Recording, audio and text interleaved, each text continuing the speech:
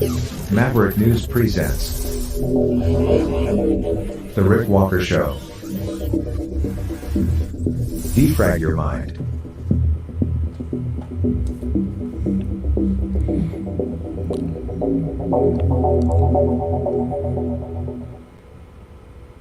Hello, Maverick family, new viewers. Welcome back to the Maverick News Channel. I am back in Canada, following about a week away in Costa Rica.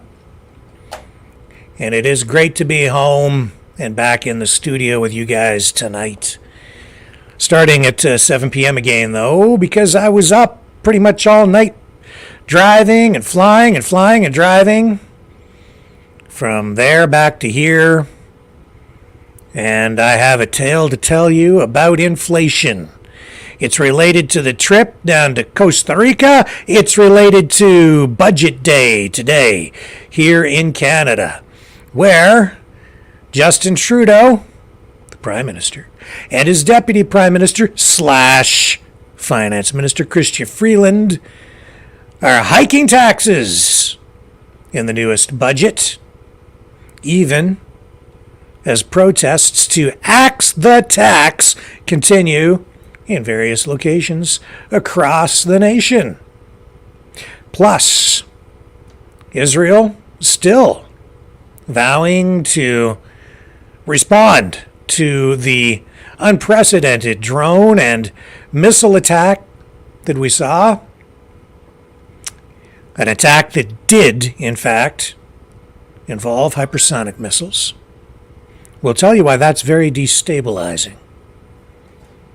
And what else do we have for you tonight? Well, with all that going on, you would think that the focus would be on just that, the destabilization of the geopolitical environment and the risk of a full-blown kinetic Third World War. And yet, the mainstream media, not really terribly focused on it tonight. They're looking at other things. The reality TV show that we're calling these days the presidential election, and other such things. We'll get into all of it when we come back on the other side of this.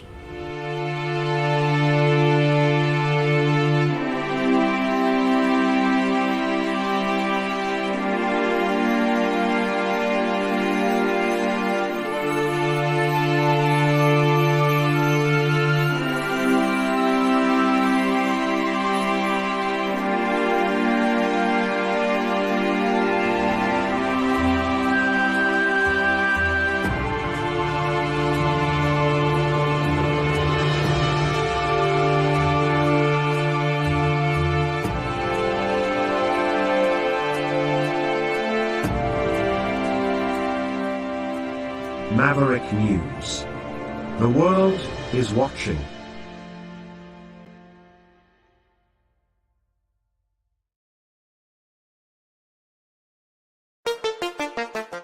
The New World Order. Government overreach. The Great Reset. Mainstream media lies. Now more than ever, independent voices are needed. Donate now at freedomreporters.com. That's freedomreporters.com. Maverick News. The antivirus program for your mind.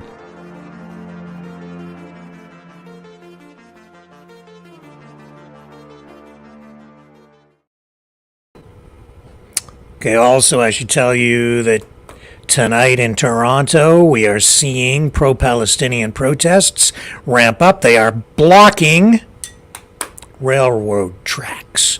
Cops are on scene. We will try to keep you posted on that as the broadcast continues. You're also seeing increased protest activity on the U.S. side of the border as well, with pro-Palestinian activists. Similar kinds of incidents going on down there. Blocking traffic. We saw them block a bridge. Was it yesterday? I'm losing track of my days because of all the traveling that I've done in the last 48 hours getting home.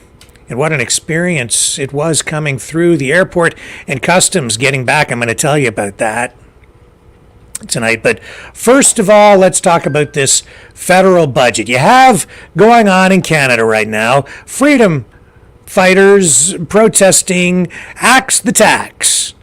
They've sort of grabbed a hold of that Pierre Poilievre Conservative Party of Canada slogan.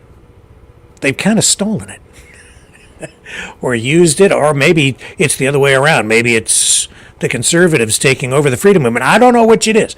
Either way, they're out there. They've been out there now for, I believe, 16 days approximately, 15 or 16 days, over 2 weeks, protesting, saying, axe the tax, axe the tax. Over here, over there, you have Pierre Poilievre, the leader of the Conservative Party of Canada, also yelling, axe the tax, axe the tax. And here comes the budget. And what do we get? Tax increases! Chrystia Freeland, the Deputy Prime Minister and Finance Minister, serving a dual role, she is trying to buy votes.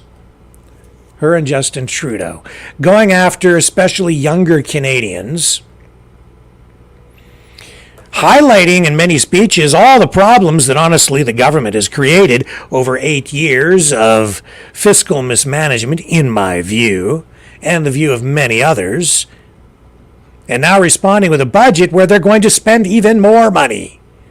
Much of it aimed at tackling this housing crisis, which I believe the government created, with massive immigration, too much regulation on the housing industry, massive money printing resulting in massive inflation,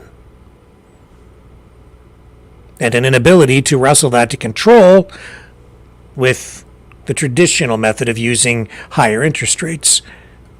For they've really got stagflation going on. That's a whole other element to this. But tonight, they still have no projected budget balance in sight. They have even bigger deficits forecast every year ahead than previously projected, now because of this new budget. And this budget, they're calling it Fairness for Every Generation.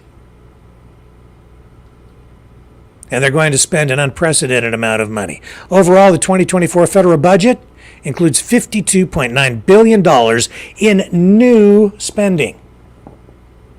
Some of that is loan-based, and it's reliant on provincial buy-in, as well as an additional estimated $20 billion in new tax revenue, which is going to come from tobacco, vaping, sin taxes, and of course that carbon tax that's still out there.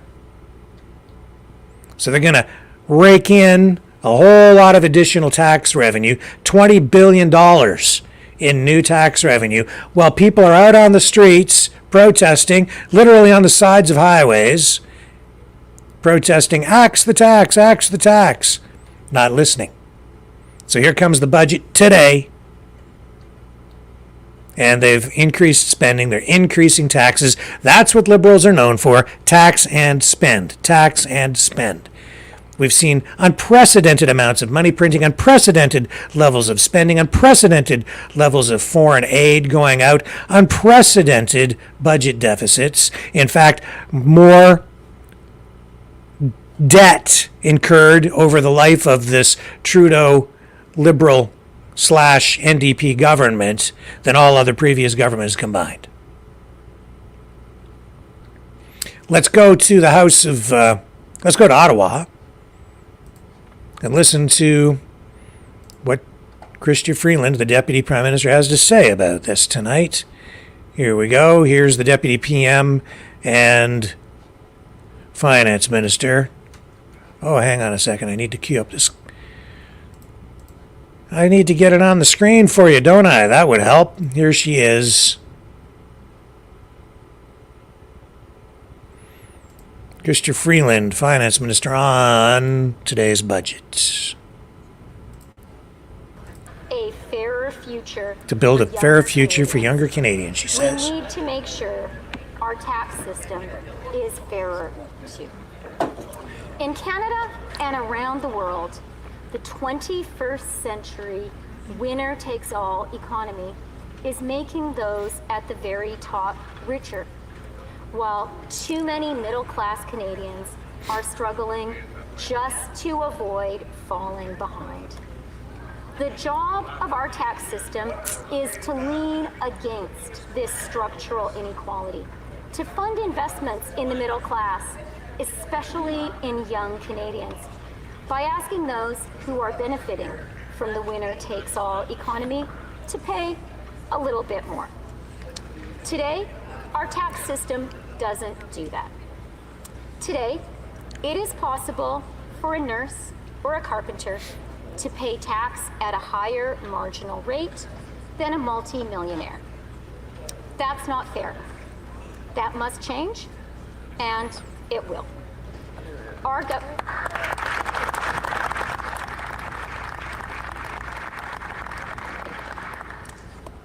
government is raising the inclusion rate to 2/3 on annual capital gains above $250,000 for individuals.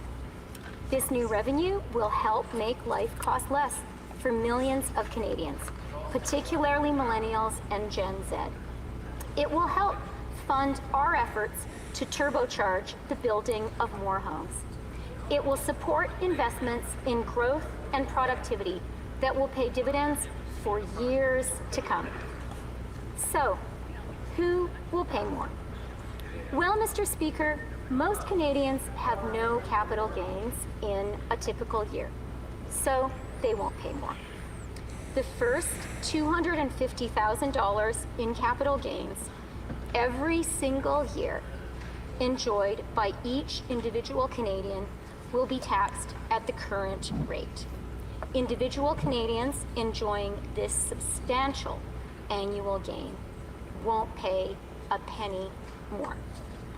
The lifetime capital gains exemption, an amount fully exempt from taxation, will be raised to $1.25 million.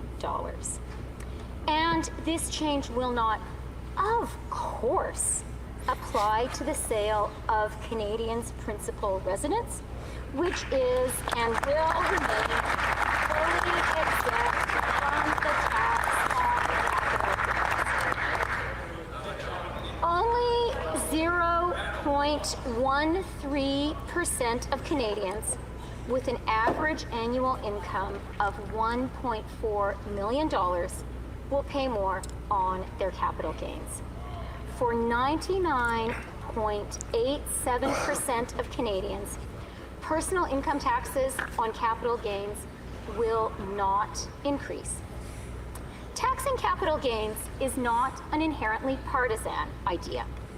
It is an idea that everyone who cares about fairness should support.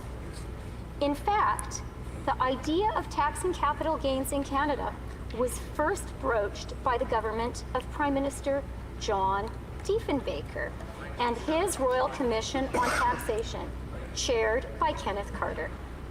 And Prime Minister Brian Mulroney raised the capital gains inclusion rate to 75%, higher than the rate we're establishing today. Gulp. Yet, I know, there will be many voices raised in protest. No one likes paying more tax. No kidding. Even, or perhaps particularly, those who can afford it the most. But before they complain too bitterly, I'd like to ask Canada's 1%, Canada's 0.1%, to consider this. What kind of country do you want to live in? A free Do one, you preferably. want to live in a country where you can tell the size of someone's paycheck by their smile? Do you want to live in a country where kids go to school hungry? Do you want to live in a country where a teenage girl gets pregnant because she doesn't have the money to buy birth control? Do you want to live in a country where the only young Canadians who can buy their own homes are those with parents who can help with the down payment? Do you want to live in a country where we make the investments we need in healthcare, in housing, in old age pensions, but we lack the political will to pay for them? You know what? I want to live in a country where the government gets out of the way and lets the market work, so that instead of focusing on a higher minimum wage for everyone, I want to get everyone the maximum wage. All right? I want to get everyone as much money as they can possibly make. I want businesses to make lots of money so that the people working for those businesses can make lots of money. I want lots of growth. I want a growing economy with low deficits. I want less government spending. I want less foreign aid going out. I want less money spent on wars and weapons. I want lower taxes so that people have more money in their pockets. I want lower prices at the gas pump so that people can afford to go on vacations. I want lower taxes so people can afford to buy the things that they need for their families. I want less money printing so there's less inflation. So that when you go to the grocery store, you can afford to buy food. I want less social engineering controlled by government and a more affluent, prosperous economy where more people are raised up by a higher standard of living, so that the government doesn't need to worry about whether a young teenage girl has enough money to buy birth control, because she just will.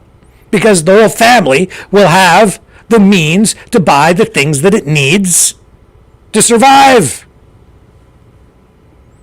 And will be less reliant on government, so that kids don't go to school hungry because the families are affluent enough to buy groceries. So that you don't need more government programs with more government spending, where the government is feeding your kid breakfast at school because you don't have enough money to buy groceries. The government's got it upside down and backwards. They don't understand clearly how economics work.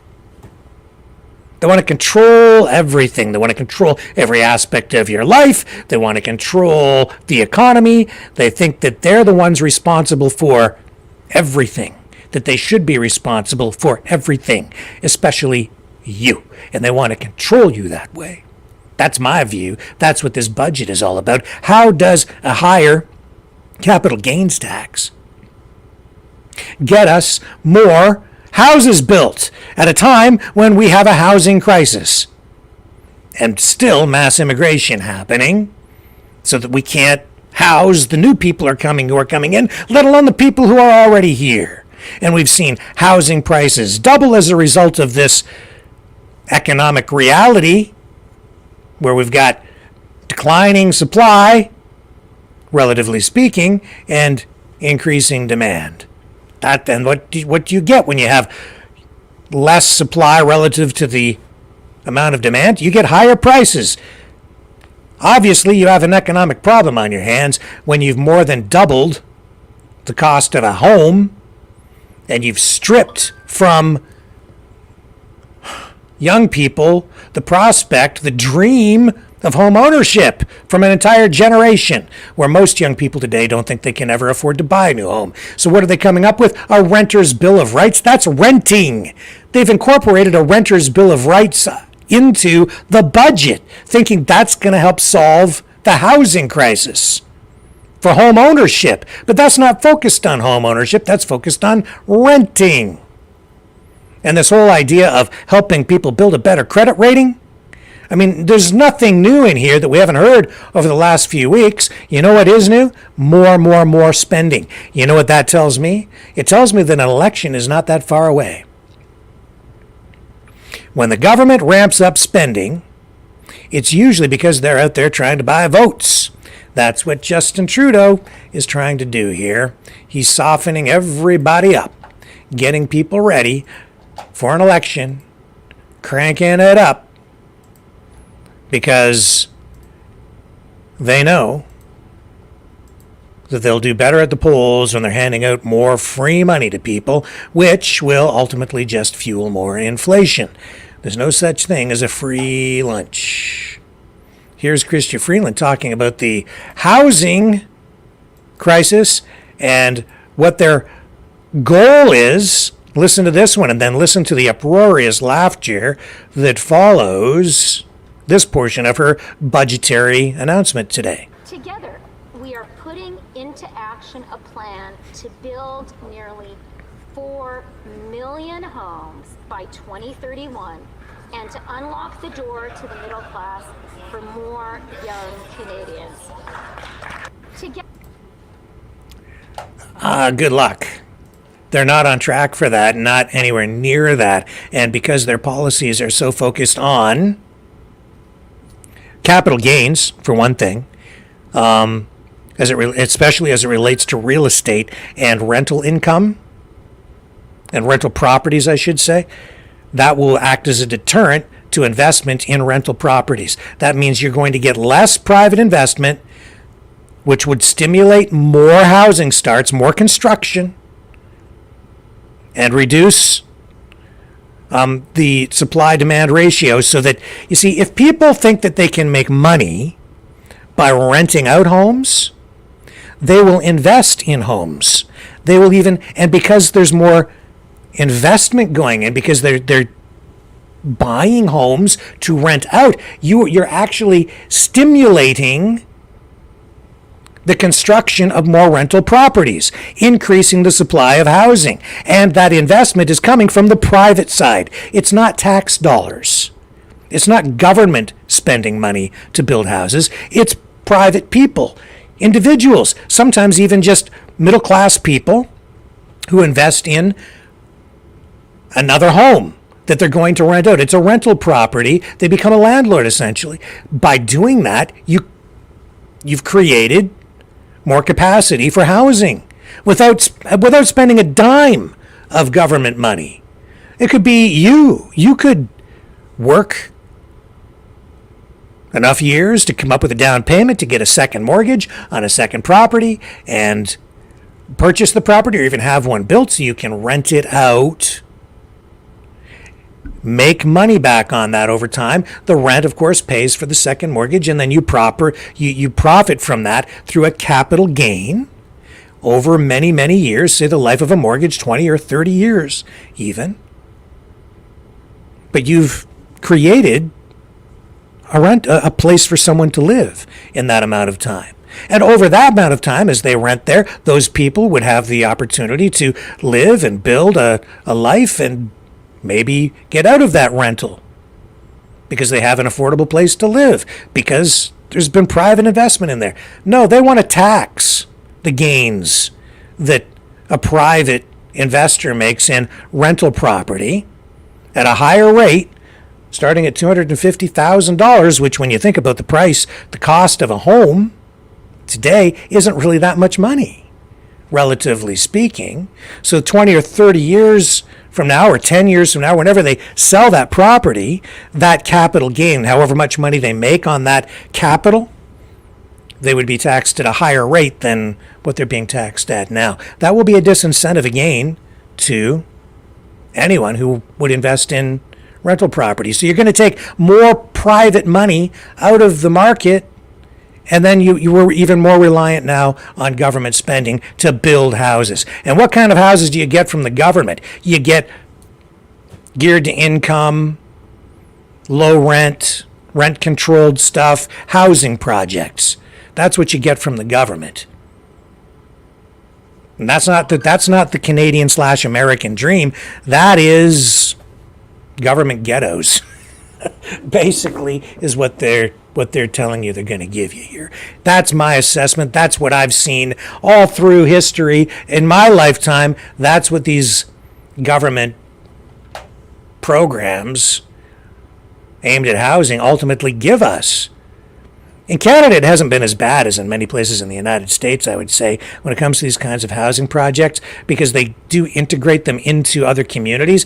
But in some cases, that actually results in lower property values overall in a neighborhood. It's not that bad. It's not a bad overall plan, because what they've done is they take those government housing projects and they put them right into the suburbs, and they mix the low geared to income housing, and they sort of camouflage it so it sort of looks like everything else in the neighborhood, and they put those things right into neighborhoods and integrate them in with where some people are paying and buying their homes, and the other ones are geared to income, where people are paying, less in rent, but maybe don't own it, and they're generally like townhomes and things like that look like other stuff, but it's all government housing. So it's not as bad because you get a mix, socioeconomic mix in those neighborhoods. It masks some of the social problems, diminishes some of them as well, because you get integration between the different socioeconomic classes, if you will.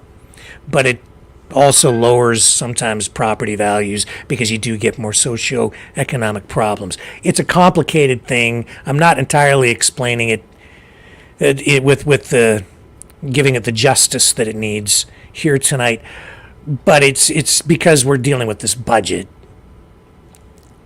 and that's the broader issue here, right? It's about an approach to the economy, and we're getting more of the same really here with this government. Instead of prudent fiscal policy, we're just getting more spending. They have a problem with inflation, so what do? They give us policies that will really only give us more inflation. And then who do they blame it on? They blame it on the big corporations, the big companies, or investors, or even middle-class people who want to invest in rental properties or other kinds of investments. A capital gain can also be money that you make on the stock market. You invest your capital, your money, in other capital, which is stocks, mutual funds, and then you make a capital gain on that over time. You gain on your capital, you gain capital, and then they're going to tax you on that. So it's more of a deterrent again to investing. When you get into that situation, man, it fuels inflation too, because people just can't get rid of their money fast enough. Like, what do you do with your money? What do you invest in? You don't hold on to it. You put it into other things, wherever you think you can protect your money the best. And these inflationary issues, well, if you're a socialist, you're not going to blame it on money printing. You're not going to blame it on government. The problem's created by government, and you can look at any economic textbook worth its salt. And it's just, this is economics 101. You print money, you give free money away, you fuel inflation. That's the way it works. More of something makes it worth less. You print more money, the money that's out there becomes worth less. Supply and demand. Monetary policy works exactly like any other good out there. I mean, good like a product, anything. This pen. If you make 17 billion pens, they're not worth very much. If you only had one pen with which to write things down, this pen would be extremely valuable. The only writing instrument in existence. It's a very scarce commodity. You increase the money supply, it's worth less. That's what they're doing. They're going to print more money. They're going to give away more free money. And now we've been seeing that, especially during the pandemic, where they gave away oodles of money to companies in particular. I mean, they sit there and blame the big corporations for being greedy. Who got rich during the pandemic? The big companies got rich. Why? Because the Trudeau Liberals and the NDP, run by Jagmeet Singh, who were propping up the Liberals, what did they do? They adopted these policies where mom and pop shops got shut down, big corporate entities and big box stores, they all got to stay open, and they got big government grants, and then they sit there and complain about Loblaws, grocery store chain, and what have they done in recent years? Oh, they gave them how many millions of dollars for refrigeration units?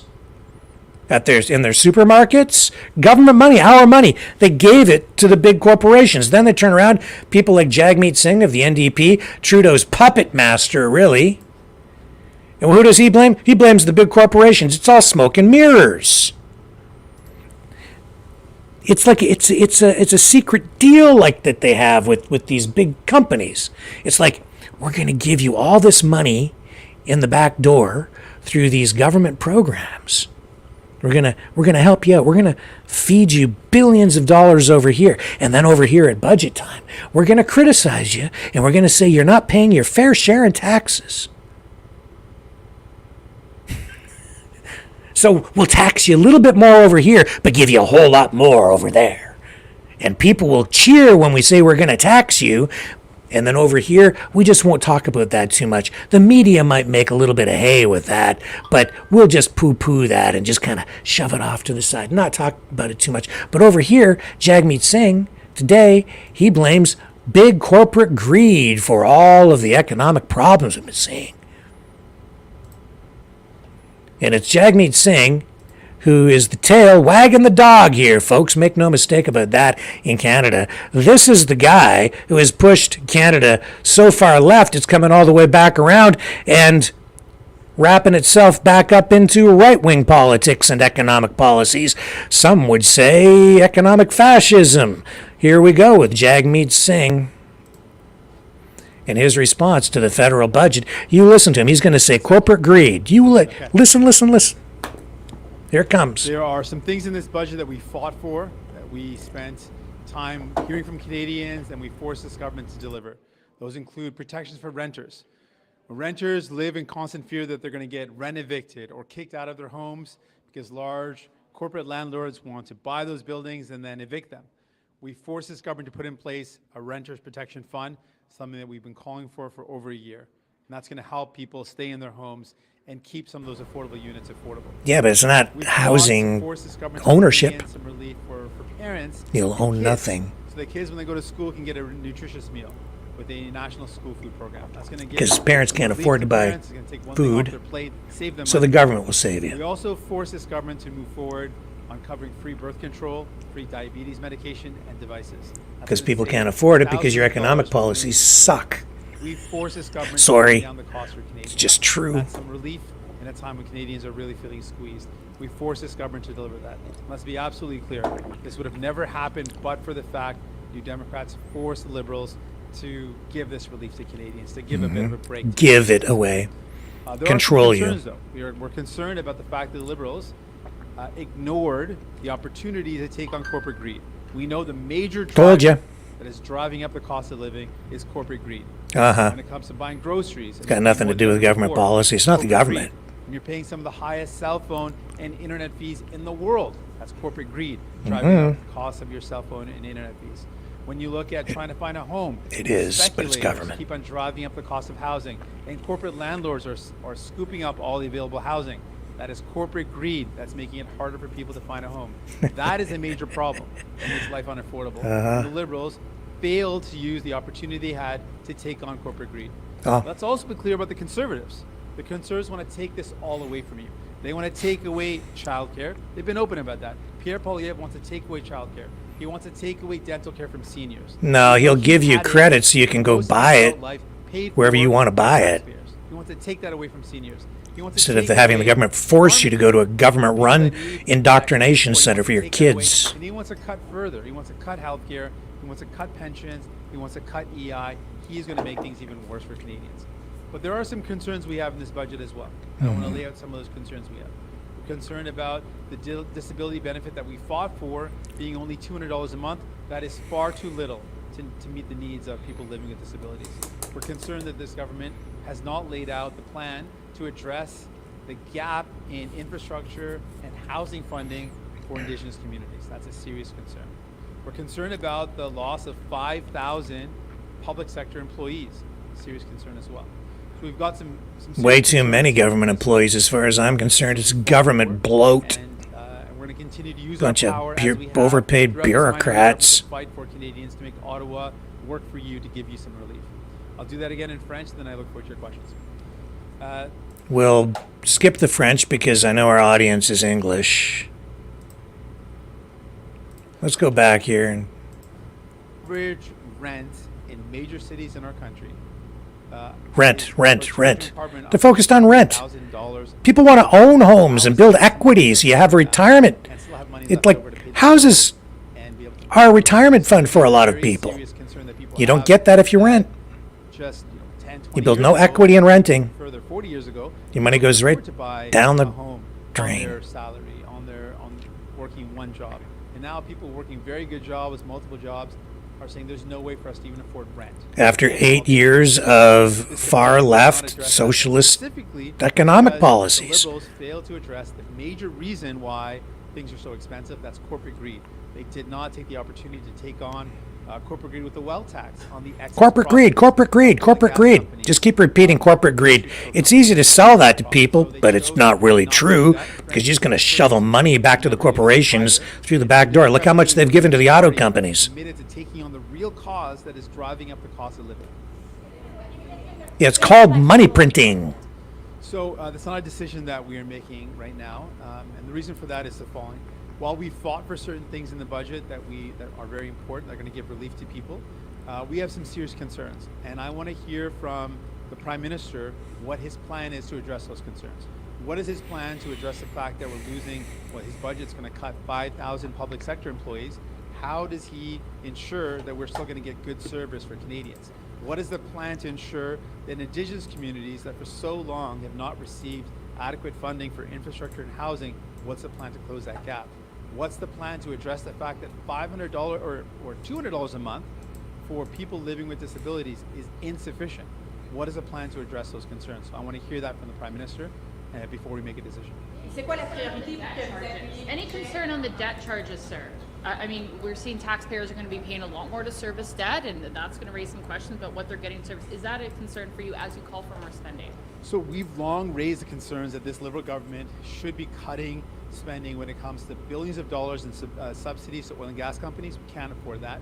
They should be cutting Because they hate oil, billions of they dollars hate gas. on private consultants. We've said that they should have cut the conservative corporate handout, which to date has resulted in $60 billion of money in their pockets, money taken out of Canadians' pockets. So there are significant things that we would do differently to ensure that we are actually being very responsible. Yeah, he'd take it even further to the left and wrap it around into the right. Ensure that The the super rich pay their fair share. radical that right. We are not wasting money on subsidies to profitable oil and gas companies, and that's billions of dollars. Yeah, we hate oil. wasted in that way. Can't have energy. These things that the Liberals- Let's tax the crap out of it. Est-ce que vous allez appuyer le budget comme vous l'expliquez en anglais? Ce n'est pas une décision qu'on va prendre aujourd'hui. J'ai dit que Hang on. We'll get back to English here. I'm going to let him keep talking. couvre des libéraux et ils doivent et le Premier ministre. So I don't know if this budget will pass. I think it probably will, but You listed a couple concerns you have with the budget as it exists. What kind of changes must you see in there to get support from the NDP on this one? Well, there's one contrast that's very clear. While I've identified it again and again, the reason why your groceries are high, the reason why your cell phone bills are high, the reason why you can't afford housing is corporate greed. And the Liberals are failing to address that, and the Conservatives won't do that either. The Conservatives and the Liberals are far too close to wealthy Nope. CEOs and big corporations to take on the real reason why Well, the yes cost of and living is no. so high. That's a contrast. It's clear to me that the Liberals and nor the Conservatives are ever going to address that. They'll need New Democrats to address that problem. But in terms of the specific question, I need to hear a plan from the Prime Minister. What is his plan to respond to the concerns that I have before we make a decision? But you listed a bunch of concerns there. Do you need all of those concerns filled? Like, what is the must-have of those concerns in order to secure your support? Well, each and every one of those are very important concerns. So I want to hear what the plan is. Like, how is the Prime Minister going to guarantee that there's not massive cuts to services for Canadians with the cutting of 5,000 employees? How is he going to justify to people living with disabilities that $200 a month is enough to meet their needs? I need to hear a plan on that before we make a decision. So is the supply agreement blown up now, sir, with we're not sure you're going to support the budget, you're ready to go in an election? Is this where we're at? Where we're at right now is there's things in the budget that we fought for that are there. There's problems that we have. I want to hear what the plan is from the Prime Minister to address my concerns. Thank you so much, Misty. Missy. So that's non-committal either way. I'll tell you this, the reason I stayed on him so long is because he holds the key to power. He's the kingmaker, or the king dethroner. He really is. If the NDP votes against this budget, the Conservatives likely will. If the NDP votes against it, the government would be forced to call an election, because this is a key piece. It's a key vote. If a budget fails, if it's not approved in the House, it becomes a vote of confidence. It becomes a vote of non-confidence, at which point Trudeau would lose the confidence of the House, because the government doesn't even have enough confidence, doesn't have the confidence of all the members of Parliament, or enough members of Parliament to pass a budget, which means that the government is then viewed as being somewhat dysfunctional or unable to function properly because they can't get a budget passed, in which case it could trigger an election. So here we go again with the whole vote of non-confidence, or a confidence vote in the House. Could happen. Jagmeet not really being too firm on that one way or the other there, but I know that's what a lot of people want to see. I keep on telling you, an election is probably not that far away. Just hold on, it's a coming. Justin Trudeau's days are numbered. But see, Jagmeet is the kingmaker or the king dethroner. If he doesn't get what he wants, at least a larger degree, Trudeau is in trouble. He's the tail wagging the dog. That's why all of our policies have pushed so far to the left, because of the NDP. And I would say that the NDP, as it sits today, is no longer the party of the working class and the middle class. Indeed, what it is it's the party of unions, collectivism, and collective corporatism, supporting corporatocracy. He's kind of being disingenuous in the way that he's portraying the corporate greed. Case in point, you want to talk about cell phone prices? Do you know why cell phone prices are so high in this country? Previous conservative government wanted to allow U.S. company, I believe it was AT&T, to come into, or no, it was Verizon. They wanted Verizon to have their application to set up service in Canada approved. The Liberals, the NDP, and the unions colluded with the big cell phone companies here in Canada to create a whole campaign designed to keep Verizon out of the market. They worked together. The big corporate government-protected corporations, the cell phone companies like TELUS, Bell, Rogers, they all work together with the unions and the support of the NDP and the Liberals. They all work together. Government, unions, big corporations, all together to make sure that they didn't allow any additional competition to come in from the U.S. side. Had Verizon come into this marketplace, they would have set up additional cell phone towers. You'd have more cell phone coverage, more internet coverage across the country from an American company investing in infrastructure. You would have had more choice from more brands of cell phone services. You would have more retail locations in malls. You'd have more choice online for cell phone service across the country. You would have more competition. As a result, it would have reduced cell phone rates. The big corporations, the big cell phone companies didn't want that. The existing Canadian, although they do have, some outside foreign investment here, they didn't want it because they want to keep the prices as high as possible. We do pay among the highest cell phone rates in the world in Canada because we have very limited competition.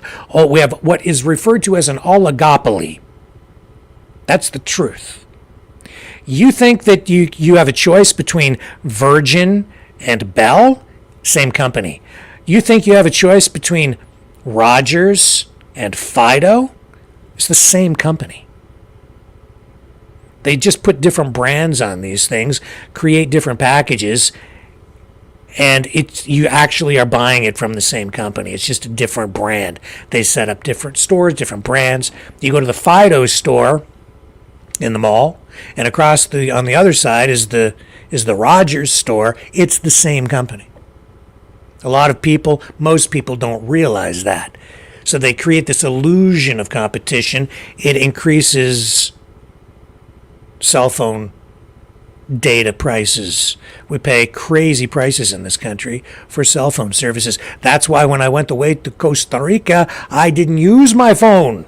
Because if I had purchased the package, or if I've been paying the daily rates for cell phone service and data down in Costa Rica, back to the Canadian company that I have my cell phone service with, I probably would have had to take out a second mortgage on the house I own, my primary residence, to pay for the darn package. So I had, other ways of communicating with people while I was away, but that's because of the lack of competition. Had they let Verizon into the marketplace here, you would have created more jobs for people. You would have had more retail jobs, more construction jobs, more jobs for engineers and people on the technical side, more call center jobs, more jobs all the way down the line. In addition to that, you would have had more choice, more brands, more services enter the marketplace, and you would have had lower cell phone rates. But because corporations that exist in Canada colluded with the unions, who also want to keep the rates high because they then get higher wages. They can demand higher wages for their membership, for their employees, because the cell phone companies have higher prices. We all end up paying to support the higher wages and the higher union dues that the unions collect. And then the government, or the Liberals and the NDP, supported that campaign in collusion with them. So you get this arm of government supporting all of that, colluding with it, because then they feed money back into the political campaigns of the politicians who support them and get these protectionist policies in place. In this case, it was a total block.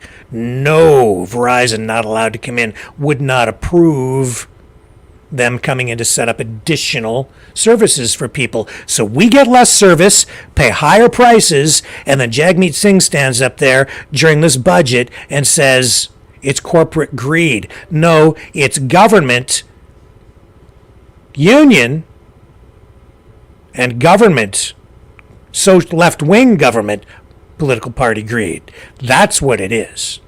The Conservatives wanted more competition at the time.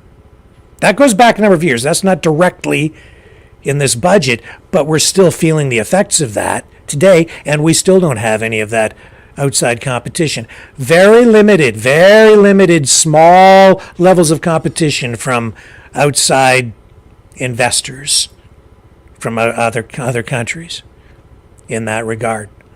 And that's the truth of the matter. And people don't understand it. They don't see it. They're not even aware, in most cases, that whole saga unfolded. And that's just one industry in this country that is all skewed, distorted, price distortions. That's just one. You want to talk about milk? You want to talk about the price of corn? You want to talk about the price of all kinds of commodities that we pay higher prices for above market rate at the grocery stores? That's because of government policies, not because of corporate greed. Corporations, you know what a corporation is? A corporation is just a collection of people, investors. It's you, it's me, it's where people put money because you have rising inflation.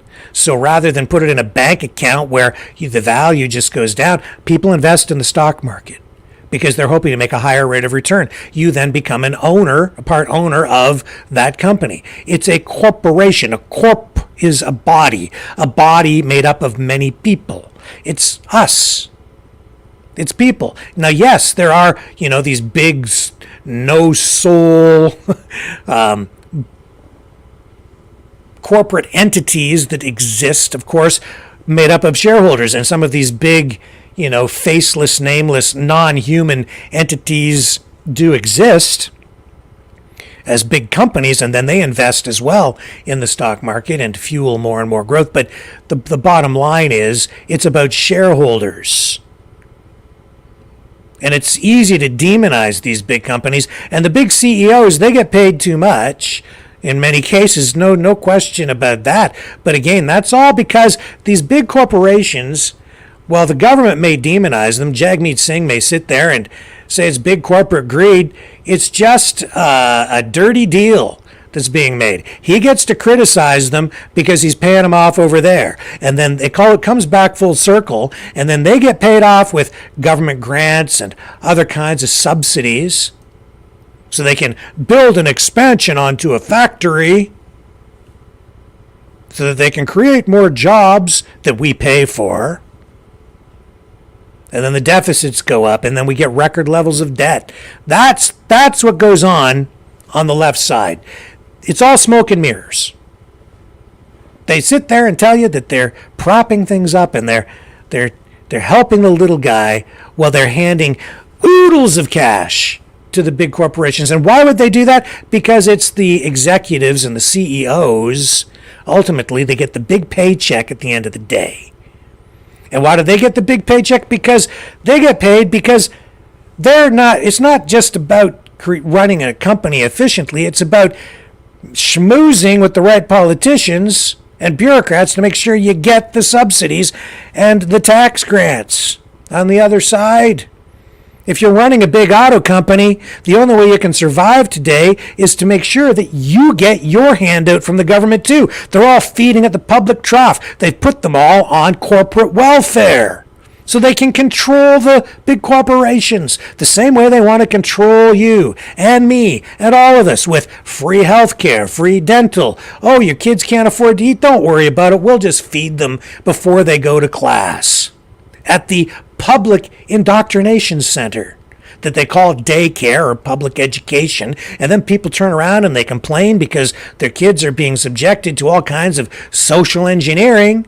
They're not being raised the way that the parents want them raised. They're being raised the way the government wants them raised. And why is that? Because the parents can't afford to keep them, can't afford to take care of them, can't even feed them breakfast. So off they go to the public indoctrination center. And then parents wake up when their kids turn 18, 19, they come home from college, if they even get that far, if they can even afford it, even with the government subsidies for tuitions. They turn around and the kids come home from school one day and they're like, "Are you even my kid? With your purple, green, orange, spiky hair and the tattoo of the snake on your face and 17 pronouns and who knows what else is going on." And nothing against whatever people want to do, but if you are afraid of your kid coming home so you don't even recognize them or that they don't reflect your values, and maybe those are your values, you should, I guess, have the right to try to raise your kid any way you want. But if you don't have the means to take care of your family, then you lose control of your family. You lose control of your destiny and your legacy. It's an existential threat to you as a person. That's what these economic policies do to people. Not to say that people shouldn't have a helping hand up, but my goodness, have we not seen the effects of this? And yet I still hear people, in the face of this economic crisis we're in, unprecedented levels of inflation and taxation, and they think that a lot of people think that the solution is more government. Jagmeet Singh is trying to sell you exactly that, and so is Trudeau. He has to because Jagmeet Singh is forcing him to. I'll tell you this, we probably would have been better off with a majority liberal government rather than this minority coalition government marrying the NDP with the Liberals, because the NDP is the architect of a lot of these policies. And when Trudeau doesn't go far enough, Jagmeet Singh forces his hand just to retain power. That's why you're getting all these ramped up social programs and this, I'm going to call it what it is, misinformation on economics. I'm going to call it miseconomics, diseconomics. It's actually a lie, is ultimately what it comes down to. It's a lie. Just like, you think about it. They promised everybody a higher minimum wage, didn't they? $15 an hour, blah, blah, blah, where depending on what province you're in. And they jack up the minimum wage, but what happens? They give you the higher minimum wage, but then you got so much inflation that it just ate up all the gains that people made.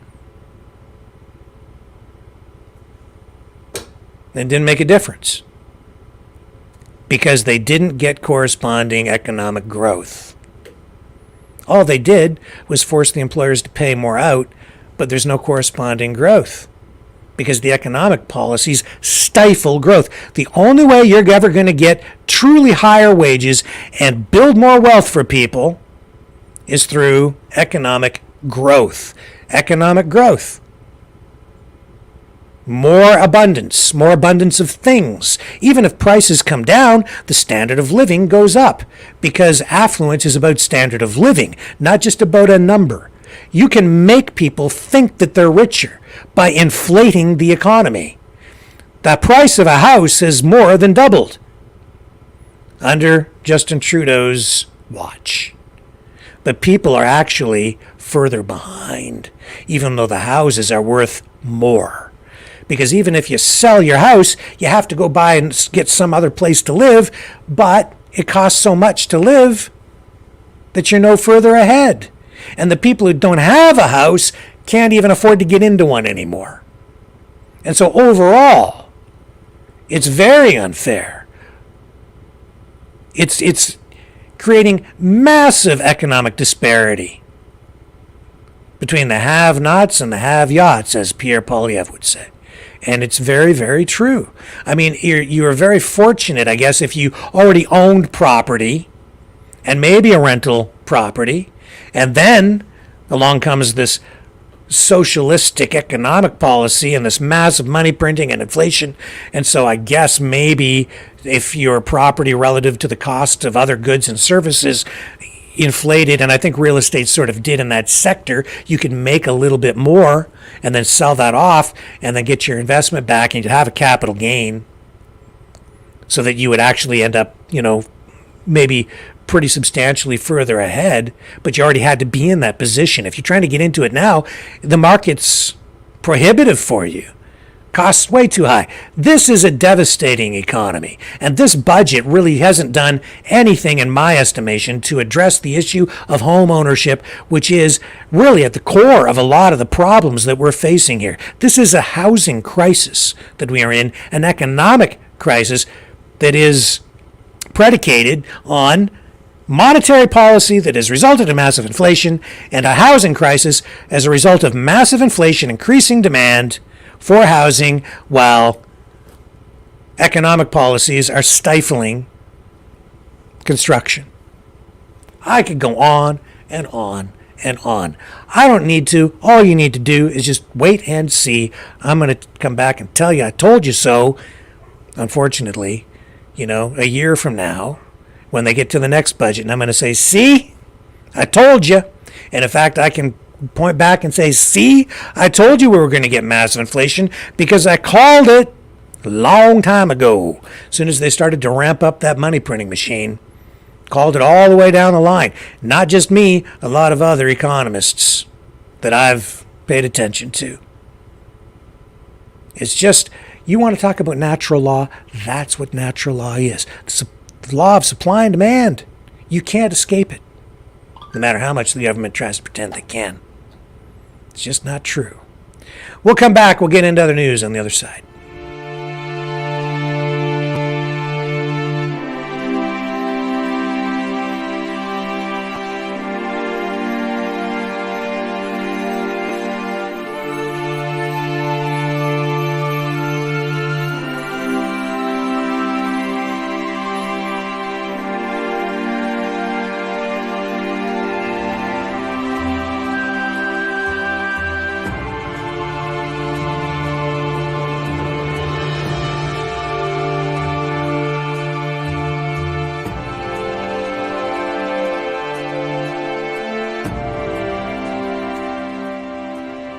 Maverick News. The world is watching.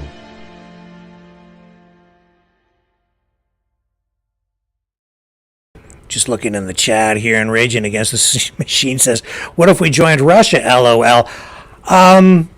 You know what, man? I think that we're probably closer to that than a lot of people think. Yeah, I think that it seems like everybody wants to invade us these days.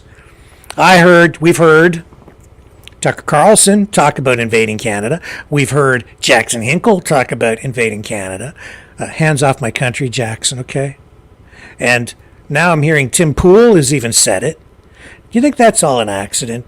No, I don't think so. I think they're teeing us up. It's like foreshadowing. So I think we're closer to that than people probably realize. Now, I know that they're talking about the United States doing that, but I think that's because other countries have designs on taking us over as well. I think that's kind of the truth of the matter, because we have a lot of resources that people want. And I just too much talk about it for it to be random or a joke anymore. I think that we're actually in play, because we are in a third world war, and I think that you have countries like China also trying to exert massive influence here, and taking over the country does not necessarily mean in 2024 bringing the military here in order to take over the country. You don't do it that way in 2024, and certainly not a country like Canada. And you wouldn't do it that way in the United States either. You know how you do it? Information warfare, propaganda, influence over institutions like educational institutions, government bureaucracies. It's agency capture, where you basically infiltrate and take over time. Undermine confidence in the government. You employ the techniques of intelligence services like the old KGB, now the FSB, as we've been, I'm sure most of you have seen that Yuri Bezmenov video explaining how it's all done over time, and the techniques today are much more sophisticated than that, and it's hard to tell exactly who it is who's playing in the background, but I can tell you this: China's a big player, Russia's a big player, the United States is even a big player, and I think they all have their sights set on Canada. And I don't think that all these people saying, I think we should just take over Canada, I don't think it's so much of a joke. I think people really do want to take over Canada, or at the very least have massive influence here so that they can profit from our resources, our water, our oil, our lumber, our minerals.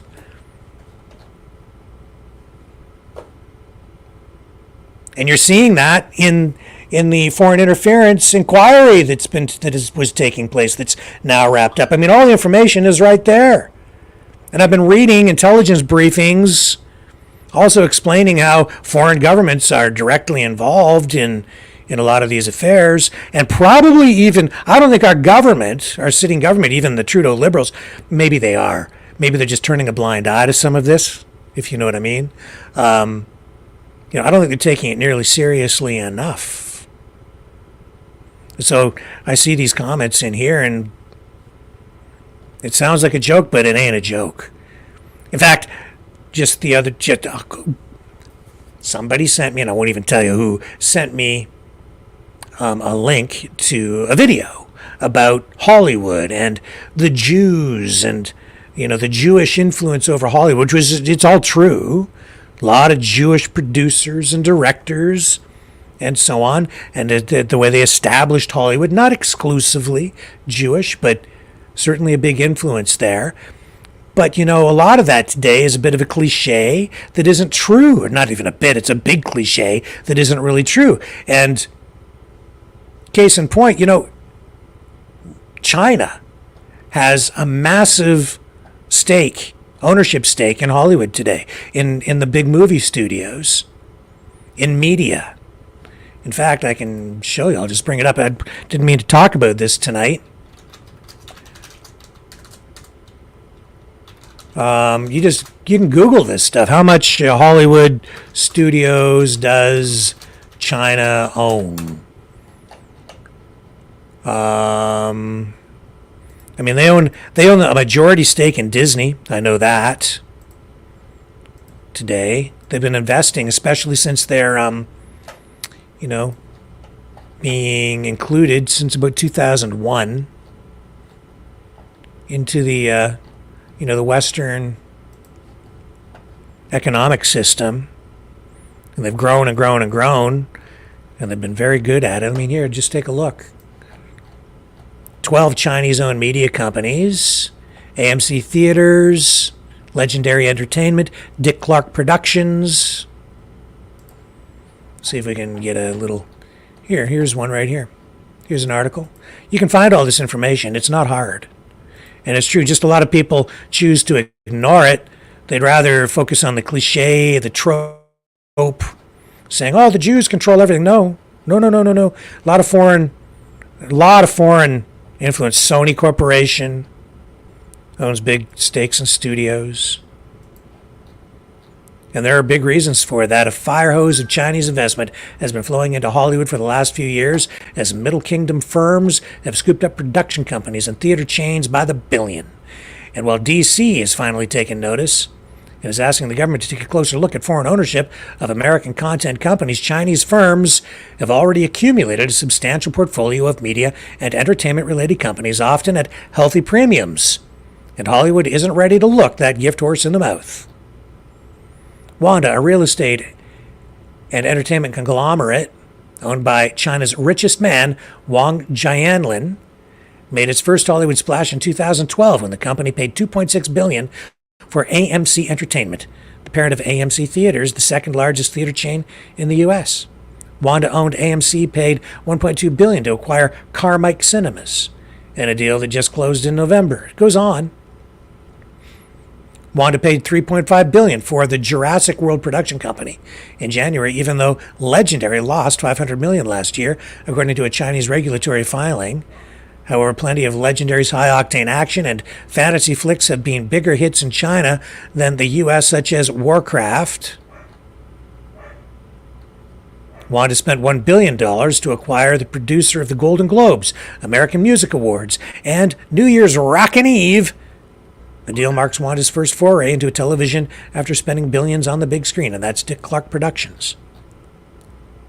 Who would have thought Dick Clark Productions ended up being owned by or controlled by Chinese investors? Honey Capital, IM Global, Studio 8, Dichotomy, Disney, Cirque du Soleil, Riot Games, goes on and on and on. Why do they do that? I bring that up because, you see, you control media. You can control, really, the culture of a country. You control the culture. You control the country. You control the messaging. You control everything, man. You control the way people think, attitudes, social engineering. Tell me about it. Tell me about it, man. They're doing all that through Hollywood, through television, through the internet. And they're doing it in all kinds of industries. Academia, agency capture, corporate capture. This is how you take over a country, right? You think you think other countries are going to show up here with tanks on the border and armed soldiers? No, they do it in soft ways, through influence. They do it through culture. That's why it's so important for any political movement to actually have culture. Music, theater, Shenyun. We had, an interview the other day with a representative from Shenyun, right? Talking about culture before the Chinese Communist Party. Speaking about that here on the program, they're using theater to promote a message of culture, but it's also very political. That's why, maybe you agree with this group, maybe you agree with that group, maybe you like communism, maybe you like something else. But whatever it is that's out there, whatever people are trying to promote, it's always done through culture. And you control that. You control Hollywood, man. You control everything. Because even during World War II, the Hollywood machine went into overdrive and they started producing all these very patriotic movies to push the war effort, right? Same thing goes on today. It's just being done in, I'd say, even more sophisticated ways through the internet, through pundits, influencers, people who, if you don't think that some of these guys, not all of them, but a lot of them, if they're on this side of an issue or that side of an issue, you know, why? Why are they choosing this team and that team? It's because they're on that team. It's the way it works today. Are you getting it? That's why you should take it all with a grain of salt. Especially if you see somebody taking an extreme position on something, on any particular social, political issue, even the wars. Might be wise to say, is that person really unbiased, or are they trying to sell me something? Is this movie, this Top Gun movie, is that really unbiased? Like, they're trying to sell me. It's propaganda, is what it is. And you'll notice, actually, that Chinese villains have largely been removed from Hollywood flicks. And that's because of all the Chinese money that's flowing through Hollywood. Is it wrong? It's just the reality, man. We need to be aware of these things, though, to be intelligent and responsible consumers of media. Unfortunately, most people just swallow the stuff up with their eyes and their ears and their emotions blindly. And they get sucked right down into it. And it comes in all different forms these days, doesn't it? Speaking of propaganda, we're seeing lots of that on both sides of this issue over in Gaza, Israel, Iran. The other night we had Kevin Michelizzi on, right? Providing some pretty good analysis, I think, of what happened with those drone and missile strikes against Israel from Iran in response to their allegation that Israel took out the embassy in Syria, the Iranian embassy, the building there, killing some top Iranian military officials, including a couple of generals. Israel responded saying, we don't comment on foreign media reports in situations like this, so they wouldn't really comment on it.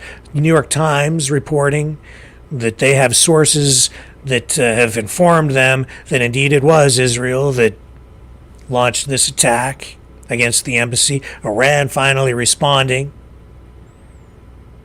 sort of knowing or even telegraphing that they were going to do this, I would say, to the West and certainly to Israel. And then in the analysis from Kevin, it was like, you know, his premise was that, or theory, backed up by evidence, is that Iran could have done a lot more damage than they did if they had launched multiple waves of drones and missiles instead of stopping when they did. On the Israeli side and the West side, where you see the United States and the UK assisting, and possibly even Jordan, maybe some other countries as well, in defending Israel, they're saying that their defense forces prove that they have superior technology, that they're able to stop these things. But the hypersonic missiles, Kevin said he didn't think that they used them. Wasn't sure, didn't think that they used them. He said, show me the proof. Because there was reported only minimal damage and we hadn't seen any actual video of the impacts at that point. And I said immediately, even the night of the attacks, as there was video flowing out there, all kinds of video and information online, I said, take this all with a dose of skepticism because a lot of this is propaganda. And I saw influencers out there taking extreme positions on this, saying that the Israeli Iron Dome is being overwhelmed with this attack from Iran. Indeed, that was not the case.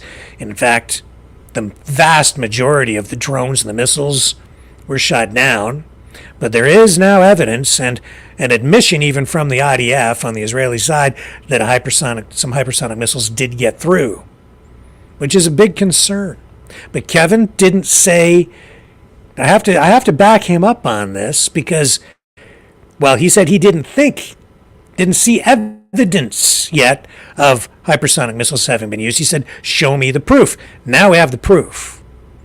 So I think his assessment's still probably pretty darn spot on. And I think, yeah, Iran probably could have done more damage if they had launched multiple waves. But, these hypersonic missiles, very destabilizing in the overall scheme of geopolitics, creating a lot of instability because, it's very difficult for the West to defend against these things if they're able to at all, because they are so fast. They travel at Mach 5 or faster, using new technology, new materials that at that speed conventional materials would just melt because of the friction. But they've got this figured out, and it is a real thing, and they demonstrated this. They have used them in the conflict in Ukraine, but this against Israel further illustrated the capabilities of these weapons. And we did see the damage. Israel saying that the damage is really minimal, and it was inflicted on an airport primarily. I have actually a graphic here to show you if it was loaded up. I believe it was. Yes, here it is. This is what was used. These are drones. These are the weapons that were used to attack Israel Shahed drones, the IMAD, and the Pave cruise missile. And hypersonic missiles. These hypersonic missiles, they're not only fast, so fast that they're difficult to detect until just the last moment, they're also maneuverable, which makes it very difficult to track and determine exactly where they are going. And in that regard, they are very destabilizing.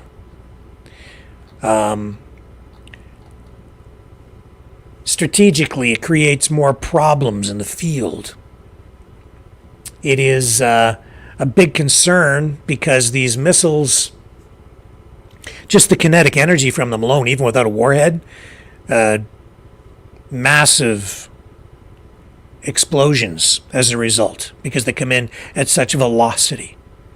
Now you couple that with explosives and the damage can be devastating. And because it sort of compresses the amount of response time that is available to someone trying to defend from these weapons, you have really only minutes to first identify these targets, determine where they're coming from, determine whether you should shoot it down or not, how you're going to shoot it down, where is it going.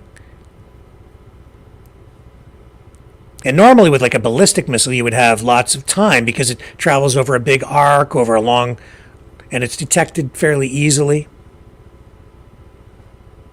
And because these are such new weapons, it isn't exactly clear how well countries will be able to defend against them. And we've just seen that they got through the Iron Dome.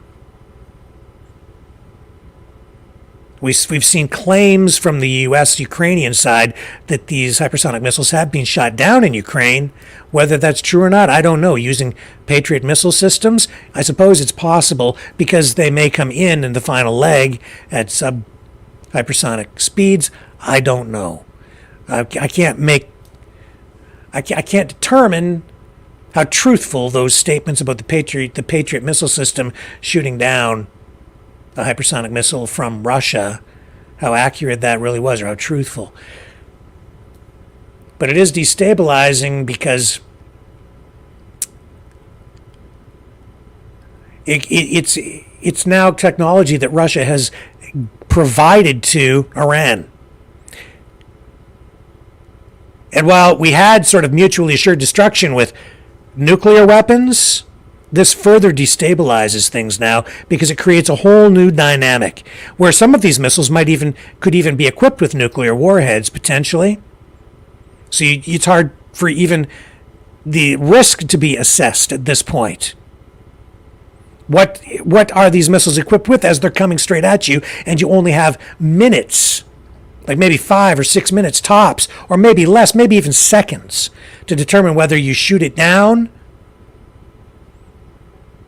or launch your nukes or launch other counter weapons over there to make these strategic decisions. I've been doing some research into it, and consulting firms that can provide information to intelligence services and government and defense agencies are very concerned about this. You go back even like 5-6 years ago, they were focused on these things. Basically, 3 countries have had the technology: Russia, China, and the United States, a distant third. They have the technology, but they don't have the weapons. Technology to a limited degree, but Russia and China have missiles that they're deploying now.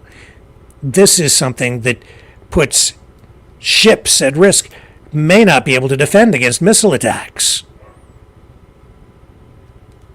What kind of weapons would you use to shoot down hypersonic missiles? Maybe lasers. You got to be fast. Here's an intelligence briefing video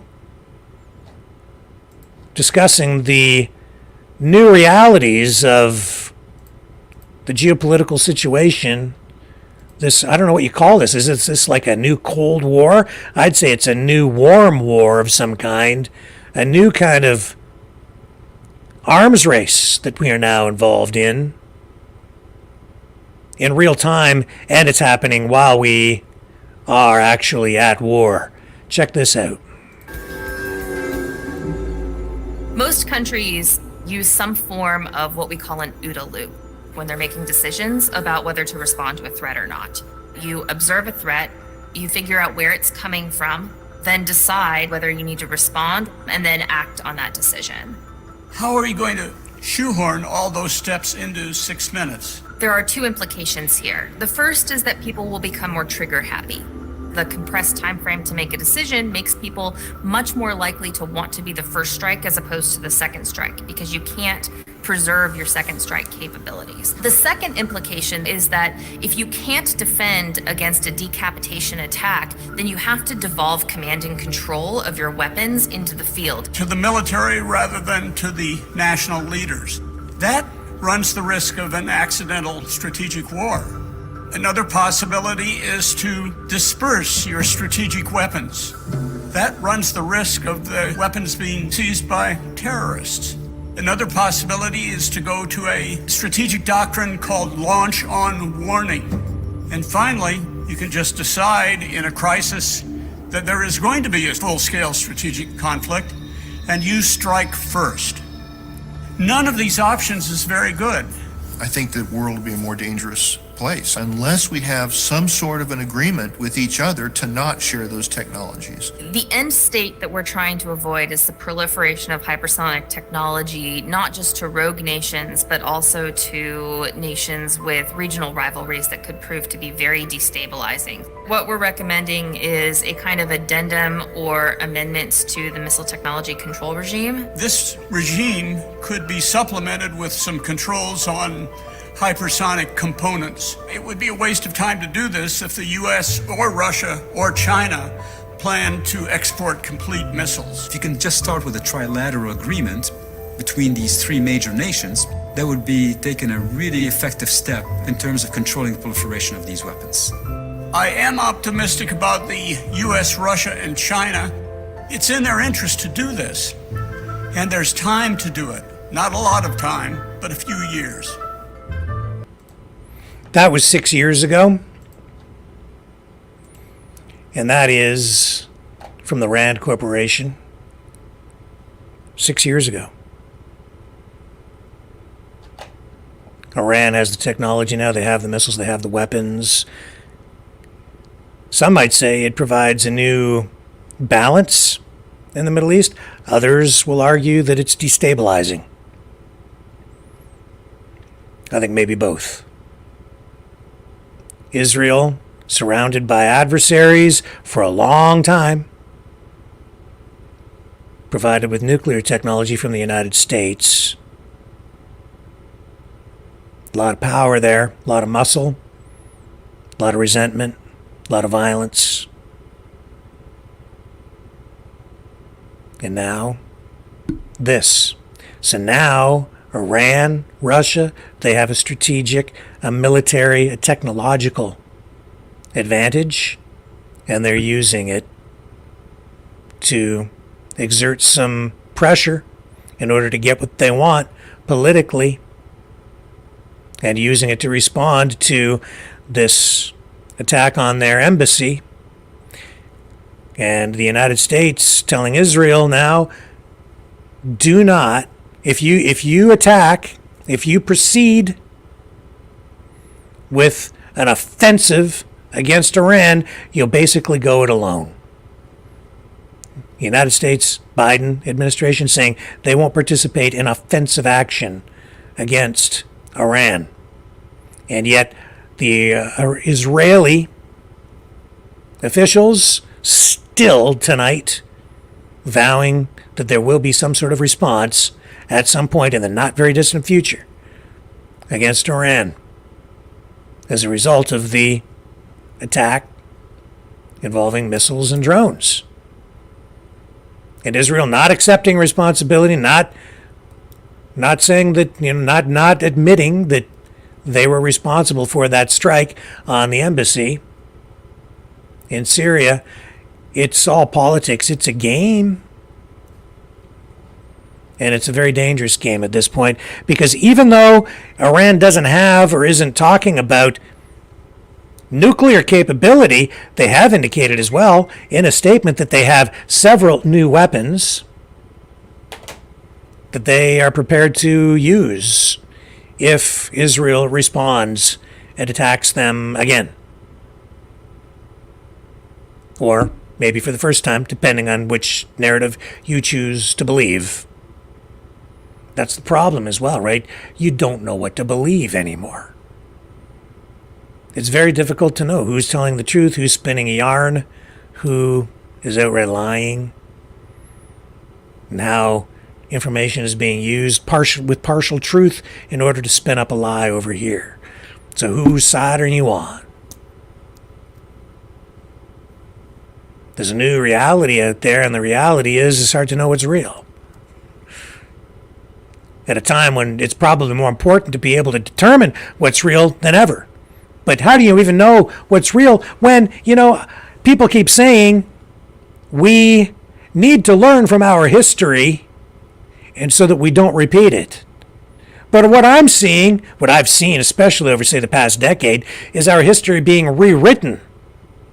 I don't even know what history to believe half the time anymore. Because we're told, well, that history was a lie. And now we've got, the current history that we have is anti-colonialism, occupation, neoliberal, wokeism, identity politics, with the old colonial figures being torn down, the statues coming down, streets being renamed, our culture being shifted and changed because our history is being rewritten. And now we're supposed to, adopt this new reality based on the new history, because we're told that the old history was a lie. Everything the government's telling you a lie. These people are telling you a lie. Everybody's lying to you. I don't know. Maybe what it comes down to is just trying to figure out what's right and wrong. But even there, it's difficult when you're living in a secular society and we don't have a moral compass anymore by which to gauge or direct our actions. We're in a very dangerous place, an unprecedented place, I would say. But somehow we have to figure things out, and I think it's going to come down to what's right and what's wrong, what's moral and what isn't. And the history, I think sometimes, I've said this before, you can learn from history so that you don't repeat it, but it seems to me like a lot of people are determined to repeat it. And the real key to not repeating it is to, at some point, be prepared to let history go. Let the wars end. Stop reaching back into the past. Because as you do that, you're just rekindling emotions and reopening wounds that in many cases have never really ever healed. We got to find some way to move on. I'll be back.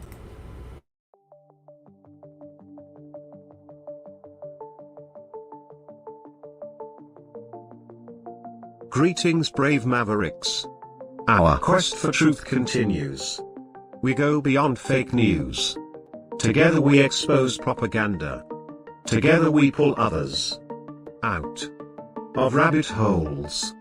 We are maverick thinkers. We are all unique individuals, defenders of individual rights and freedoms, credible, trusted, grounded in reality. Maverick News, Maverick News. Defending free speech, free speech. Donate at freedomreporters.com. Do it now. Tomorrow may be too late. Maverick News. The world is watching.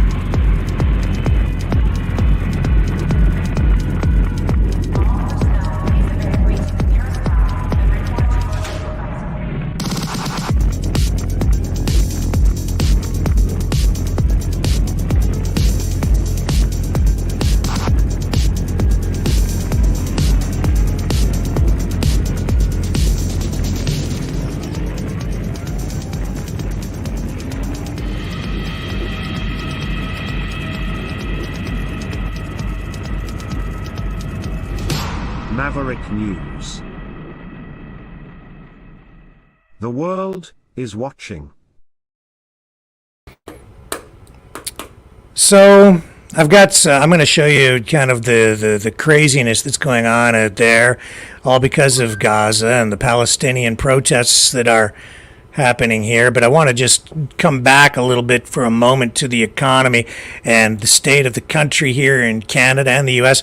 I was down in Costa Rica. I told you a lot of people are thinking of just, they got to get out of Canada. I was kind of there myself for a while during the pandemic. I wondered if I'd ever be able to leave the country again because of the lockdowns and the, you know, the hard authoritarian sledgehammer that the government was taking to people at the time. But hey, I made it out of the country. I made it back. No issues to speak of, although it was very 1984-ish when they were scanning my face at the airport with new machines that Customs had set up. That was a new experience, I'll tell you. All very digital, all part of that ArriveCan app, which I don't have on my phone. I just used my passport the old-fashioned way, but they scan that now. But you know, is Costa Rica really more affordable? Is there more freedom down there? I have to say, I resented what happened to me at the airport there as I was leaving. I really kind of felt like I got hosed. I'm going to be producing some more material about my experience down there to share my information, the information that I was able to come up with to determine whether people really should move out of Canada and go to a place like Costa Rica to find more freedom and maybe a more affordable place to live. Well, in this particular case, in this one instance here, as I was leaving the country, I'm here at the airport in Costa Rica, and I'm waiting for my flight with my family. And I walked down. I was going to get something to eat at the airport. Now, of course, you expect to pay some inflated prices, right? But it's Costa Rica, so it's supposed to be more affordable. Well, this was my experience when I went to buy a slice, not a whole pizza, a slice of pizza at the airport in Costa Rica. And I do want to remember this moment. Here we go. And I do want to remember this moment. So I'm recording it for everyone to see. Never in my life have I paid so much for a piece of pizza. It's not just a slice of pizza, it's an experience. Let me flip the camera around and share this moment with you. There it is, a Player's Pizza, a slice of pizza. Yeah, they play you all right. Wow, $18 US.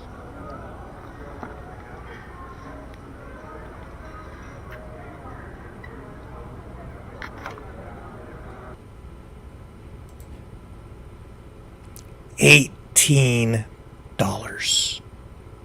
US for a slice of pizza.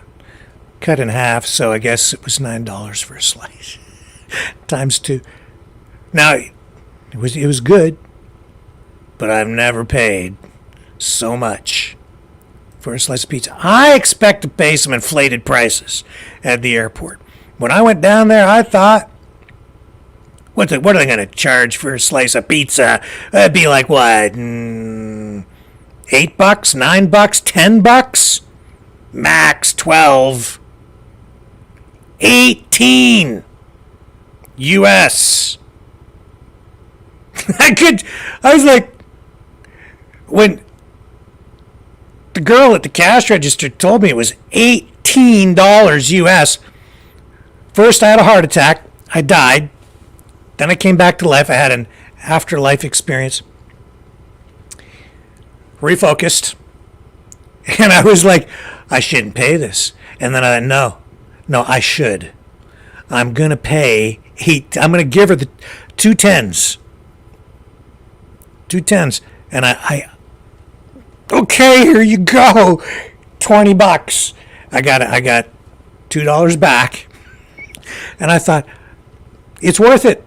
It's worth it so that I could go through the experience of being completely screwed. Oh my. Wow. What's $18 US work out into Canadian? 18 USD to Canadian today is $24.88. Is that even possible? Is that accurate? Come on. That's what it is? I just did the calculation online. I went to there it is. I'll just double check it on another currency converter. Okay, so it's $18. Hang on. Stop that. Okay. $18 US to get $24.88 for a slice of pizza. Come on.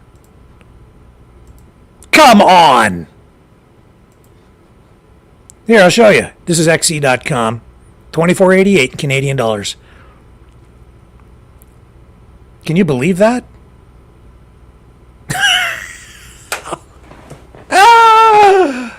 I paid it. I paid it. I paid it. Oh my. Oh, wow. Anyway. That's at the airport. But I'll tell you this. Even at the airport in Toronto, I didn't have to pay that kind of coin for anything. You get hosed there, but not like that. Plus, you have to pay, I think it was 35 US to leave the country. They charge you an exit fee. If you don't pay them $35, you ain't leaving. Oh, man. Yeah. Oh, what an experience that was. I didn't find that was more affordable living. I did not find that. Urban Angst says A&W Teen Burger's almost $10 Canadian, no fries. Is that right? Is that right? I'm not surprised. I am not really surprised. It's coming to that, isn't it? Yeah. Yeah. Yvonne says Rick is still. I didn't eat anything else all day. That was actually in the morning. You can tell I'd been up since early. I didn't really get any sleep. And there I am at the airport, and I'm going to go get some pizza. I finally got through all the, the security and everything, and $18. And Yvonne says, yeah, I am hungry. I was hungry because I didn't eat anything from that point until I got all the way back home in Canada. Actually, I stopped partway home because I was too tired to keep driving overnight. Ragin says, I usually take something from the hotel, resort, or Subway. Yeah, I should have gone to the buffet and loaded up and stuffed the stuff in my carry-on or something. But anyway. Yeah, and Urban X says, exit fees are my favorite. Yeah, I know. It's like, you ain't leaving, pal, unless you pay. Pay the ransom on yourself. Yeah. Yeah, it is actually good to be home. And I don't think Canada charges anybody an exit fee. If you want to leave, I think you're just free to leave. Like, I'm not aware of Canada charging anybody an exit fee. So that's something they also do in Cuba. I have been to Cuba as well. And Alonso says, hey, Rick, it's a war on proles? Proles? What's proles? Proletariats? He went to Canada. Shaunavision says he went to Costa Rica and is back in Canada. That's right. Yes, I did. In case somebody's just tuning in, I did go to Costa Rica, and I just got back today. I just got back. And here I am sitting in the chair again, doing the thing with you guys. Yeah, Sandy says, glad you're home. I'm glad to be home, Sandy. How was it? I was asked. Well, Costa Rica, an interesting country from what I saw. I did talk a bit about it while I was down there, and I'll have more to say about it in the nights ahead. I shot some video while I was there. I'll share some of that with you, and a bunch of things that I found there. I found that they have $18 pizza at the airport. Not that I'm fixated or bitter about it or anything. Holy smokes. Yeah. Nice beach. Water was nice. It was warm. At times it got really windy. And I'll get into whether I would actually want to move there on another broadcast. We won't get into too much of that here tonight because we have to talk about other things like these protests that have been going on in Canada and the U.S., these pro-Palestinian protests. Now here's the Kennedy Expressway at O'Hare International Airport in Chicago. Blocked. Pro-Palestinian protesters. This is ramping up, folks. It's getting serious. Very serious. Let me show you what's going on has been going on. This is just this is a pretty fresh video. Here we go in Chicago at the airport. You know traffic's bad when people are literally sitting on top of their cars and walking to the airport. Because they're blocked. Oh, there's a protest. Uh-huh. That's annoying.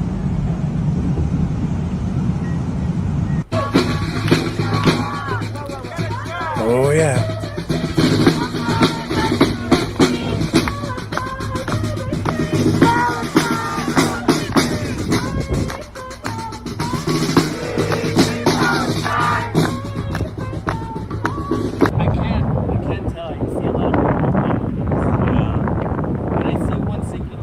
There's a lot of people walking right now. I think I see you at the gate. And you have a backpack. Is it gray?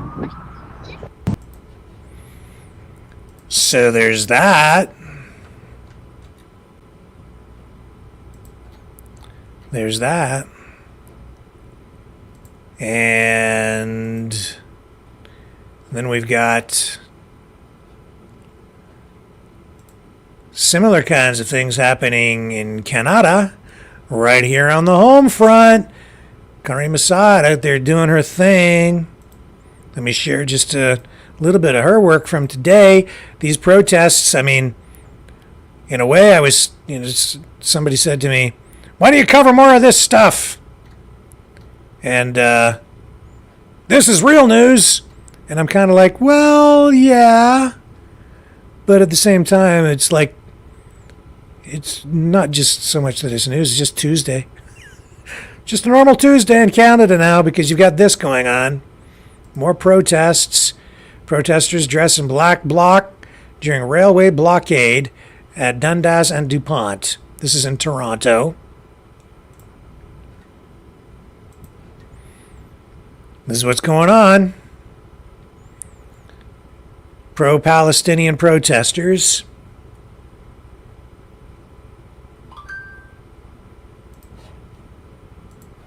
in Toronto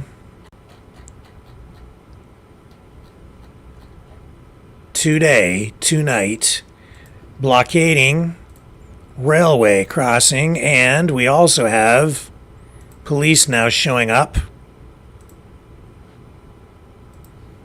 And I don't know where this is going to go, but I don't know. Every day it feels like we're getting closer and closer to serious confrontation between police and these pro-Palestinian protesters.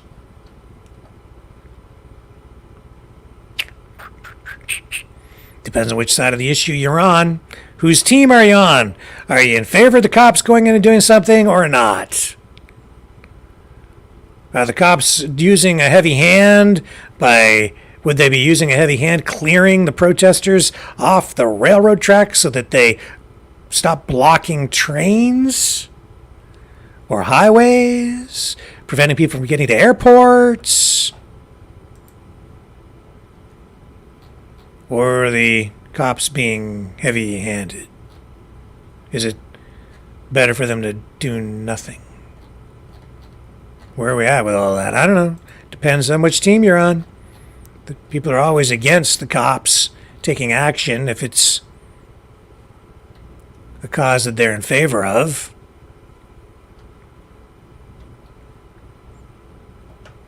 And Zachary Tisdale posts this tonight on the reposts this from the Hub, saying the Islamists will turn on the communists the second they're no longer useful. Indeed, I have been saying that what we are seeing is convergence, political convergence, the joining of the communists and the fascists, or in this case the Islamists and the communists. And some would argue that the Islamists hold some far-right, maybe even fascistic political ideology incorporated into their belief system.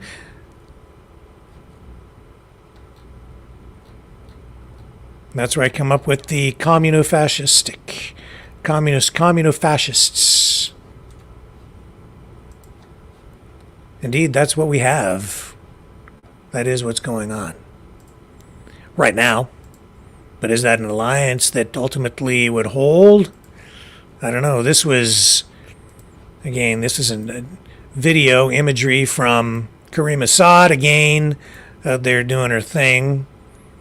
As always, doing a great job covering these protests. Toronto.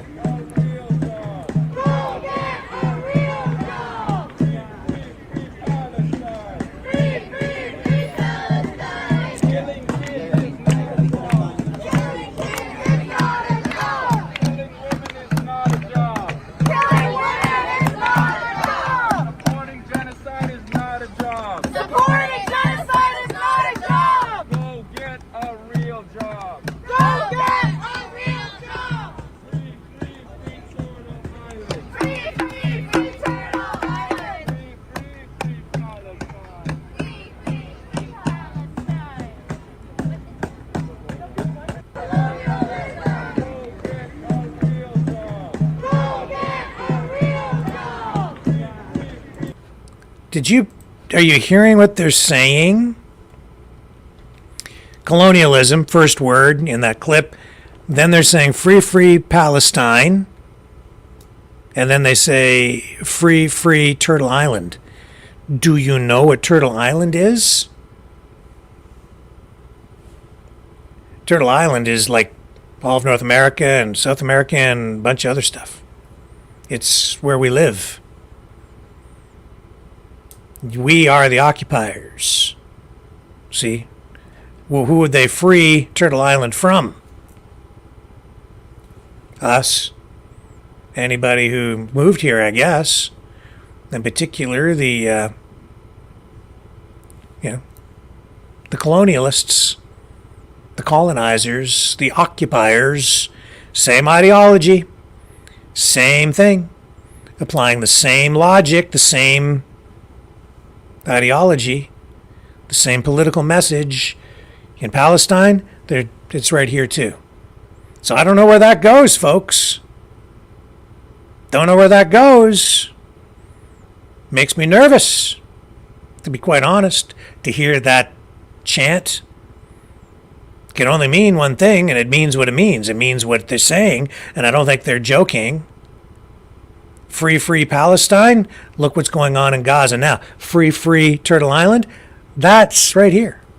So what does that look like? What else do I have to say to just... I've been talking about this for the last... on this program, like the last couple of years now.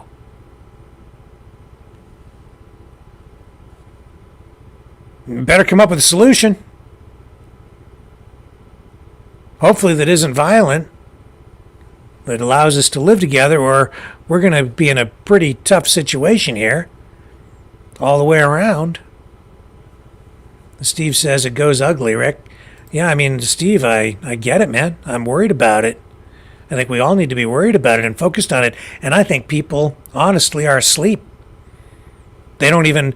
I think you have a lot of people out there joining in this chanting, saying, free Turtle Island, not realizing that it's aimed right at them, us, you, anybody who's ever moved here who isn't indigenous, native, Indian, however, whatever phrase you want to use.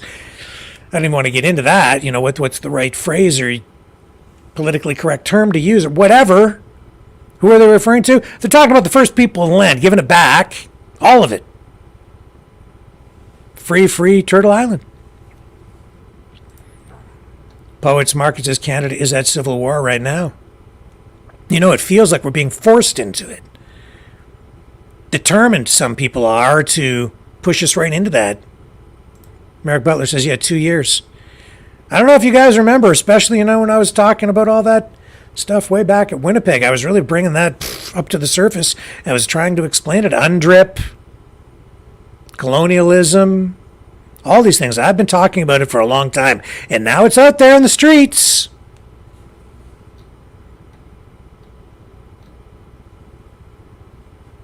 It's out there, man. I just...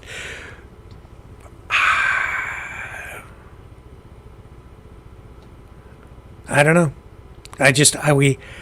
In my opinion, we have to find a way to live together because we're too mixed. We have, whether we like it or not, the country has changed. The demographics have changed. I can tell you, just coming through that airport in Toronto in this past day, you go up to Toronto and you walk around, and it's not like Toronto in the 1970s. And I'll tell you this, as much as people want to just turn back the hands of time, you can't do it. This country has forever changed. It's already happened. There's no turning it back. And if we try to turn the hands back, it is not going to end well. We have to find a way to move forward so that we can all live together in a peaceful way, which I think we can. But if we don't, Steve's right. It'll get bad. It'll get real bad. I really don't want it to go there, man. But I'm one little guy with one little voice sitting in this chair. I've been trying to tell people for the past 2 years, and all I've really seen happen is extreme polarization. People sucked to this side or that side or over here. And it's like people want to fight. And the people who want to fight code their language, and they cloak it and they mask it. And you're getting more and more radicalization even all the way around. Now you have protests in the streets. You've got railways being blocked tonight. You've got highways being blocked. A lot of other people want to block infrastructure too for other reasons. It's not good. The one thing I can say, though, that maybe gives us a little bit of hope, and Raging Against the Machine says we want to keep pumping more in, though, Rick. Yeah, we are. I know, man. I know. And, that the problem is that as more and more people come in, and I'm not talking about the racial issues or any of that stuff, it's just sheer numbers, right? If you just massive numbers of new people coming into the country, and you can't take care of people, you can't provide, if your system and your economy can't provide a decent standard of living for people and the resources that they need to survive, people will find ways to survive, and they will become resentful and angry, and then things are going to get bad. So, that's what I've been saying too. We need to handle this stuff responsibly, and JT is not doing that. This budget tonight doesn't do that. It's like they're blind. They don't care.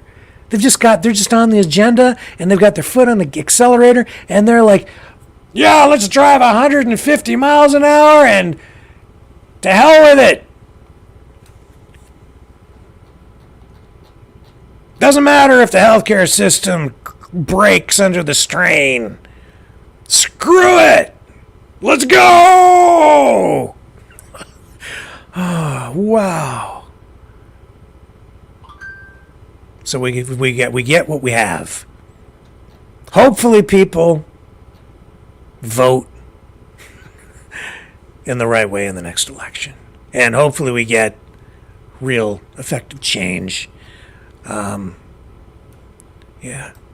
Alonzo says nobody works no more. It's not worth it. Pays slave labor. Well, I wouldn't. In some cases, that's true if you're at the low end of the socioeconomic spectrum. Yeah. If you're working for minimum wage, you're not making a living. Now, if you're driving a truck, I heard Freedom George talking just the other day saying he's losing $450 a day.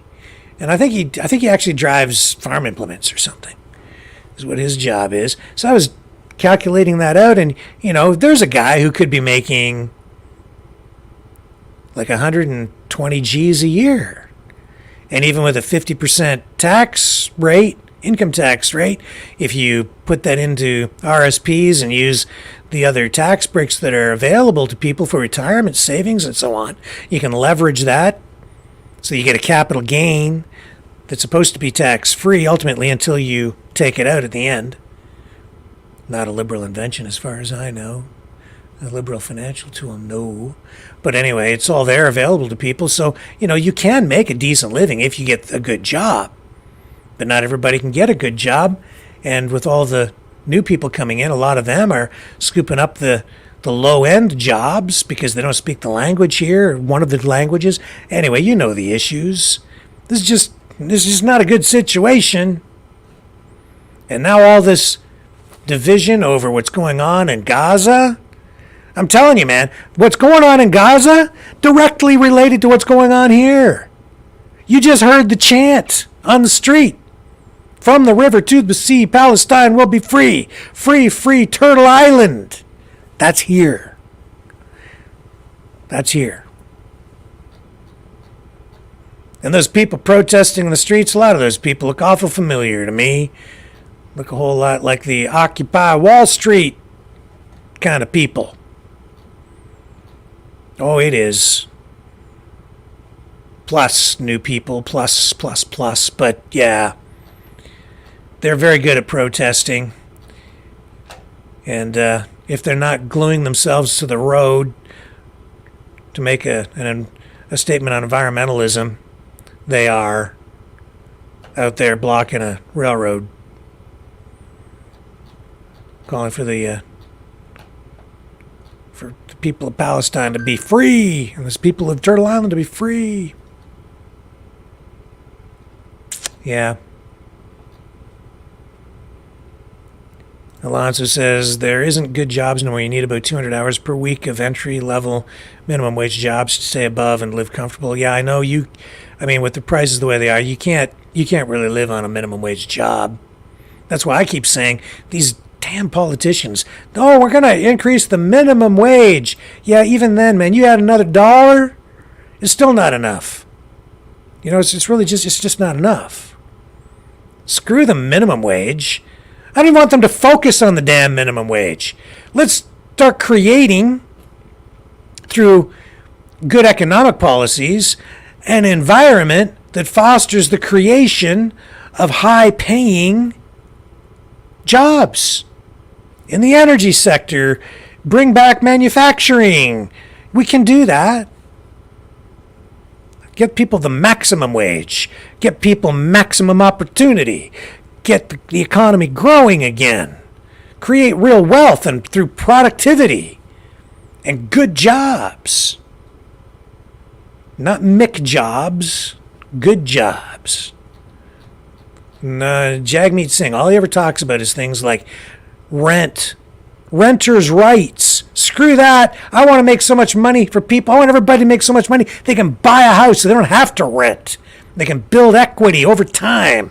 Their equity, and not the kind of equity that, they have to hand over to somebody afterward because they feel like they're a victim. I've been victimized.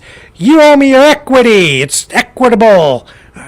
You got to turn it over to me because I've been victimized. No, I want the victim, the person who's a victim, to make a crap load of money too through opportunity so that they can get a house too.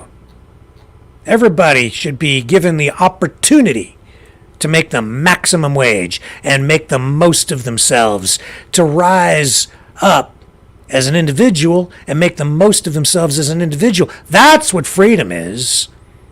That's what true freedom is. A free country is a country that affords everyone opportunity to make the most of themselves, to realize their maximum potential. And by realizing your maximum potential as an individual, you then contribute the maximum to your community, the maximum to your country, by being the best that you can be, by being the most that you can be. And any good government, any government focused on true freedom, is a government that focuses on that, on fostering the development of individuals and investing in you. Our government has it completely freaking upside down. Don't know what else to tell you, but I'll figure it out. And I'll share it with you when we come back.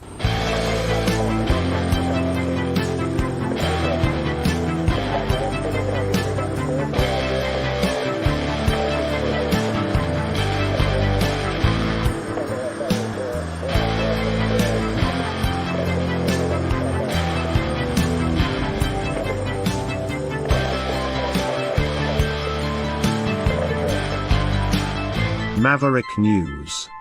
Fighting for freedom. The New World Order. Government overreach. The Great Reset. Mainstream media lies. Now more than ever, independent voices are needed. Donate now at freedomreporters.com. That's freedomreporters.com. Maverick News. The antivirus program for your mind.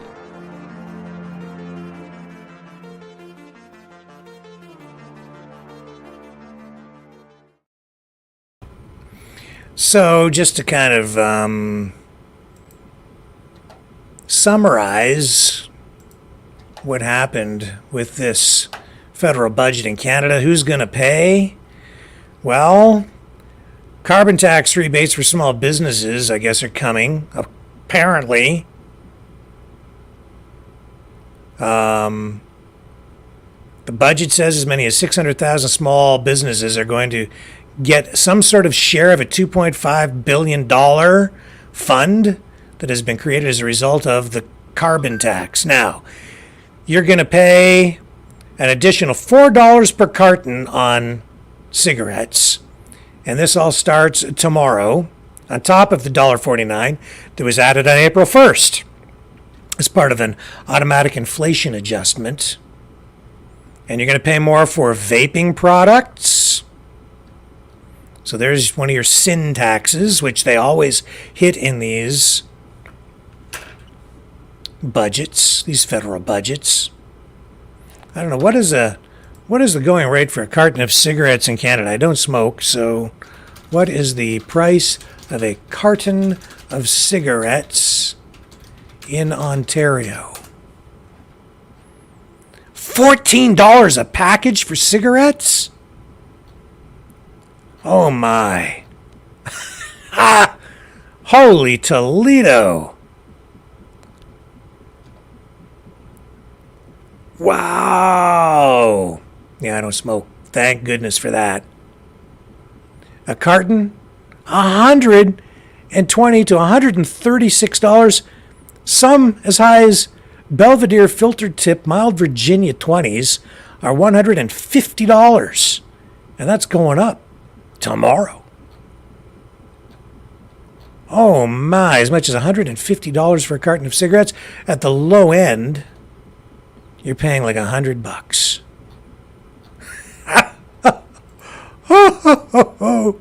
Oh, that's more than gold.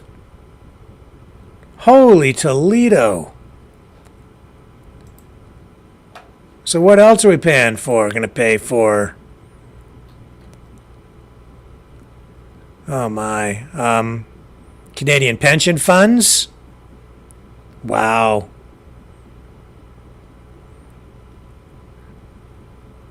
So you get a pension fund, they're going to tax your pensions, your pension funds, I guess. Cell phone and internet users, well, they're looking at getting rid of junk fees and blah, blah, blah. And stuff like that, but I already told you, it's not going to make a whole lot of difference because you're already paying way, way, way over market value because they've limited competition. And ticket prices for concerts, sporting events. I guess the budget will address some of those issues.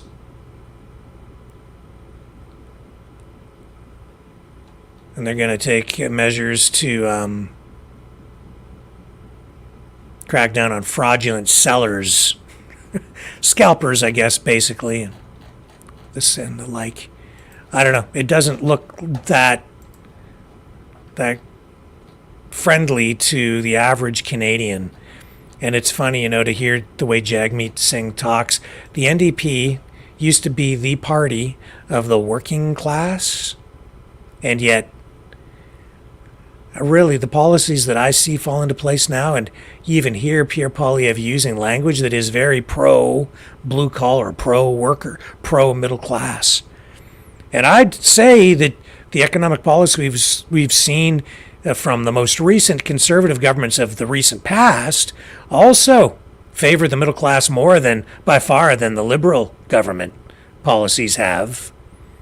That's because they come up with all kinds of innovative financial approaches that make it possible for people to end up owning homes.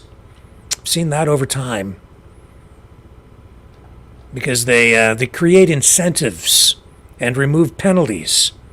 Instead of trying to directly control things, they use market forces in order to facilitate things. But we will see. We'll see if this even passes. And if it doesn't, we could potentially be into an election. And it doesn't sound like Jagmeet Singh is entirely sold on this. So Jagmeet Singh and the NDP may not ultimately end up supporting this. And if they don't, get ready to cast your ballots in the next federal election in Canada. Now we're hearing tonight as well that Hezbollah has launched new drone attacks against Israel. So we're following that for you this evening as well. We're following these protests. I'll keep an eye on that even through the night. And if there's more to talk about, and I'm sure there will be, we'll get into it more tomorrow. But still no sign yet of retaliation or a strike against Iran by Israel. Although we're told that Israel is still determined to do that and that they have possibly even finished preparatory actions in order to lash out at Iran. And with those hypersonic missiles in play here now, as I showed you in that previous video, it's very destabilizing to the whole thing, this technology.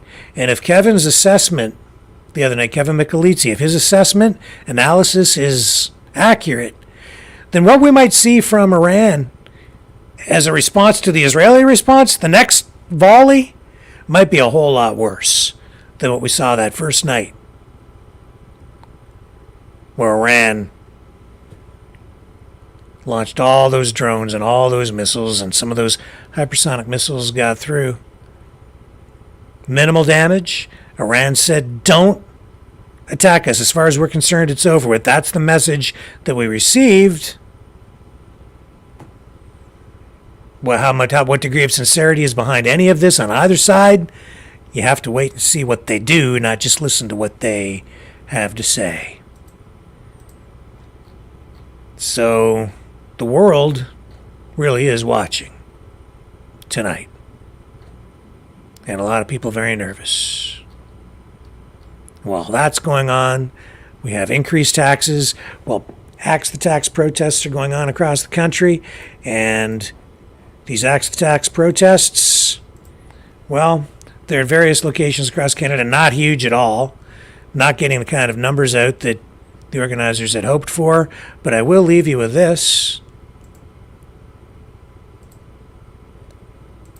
These folks were singing a song to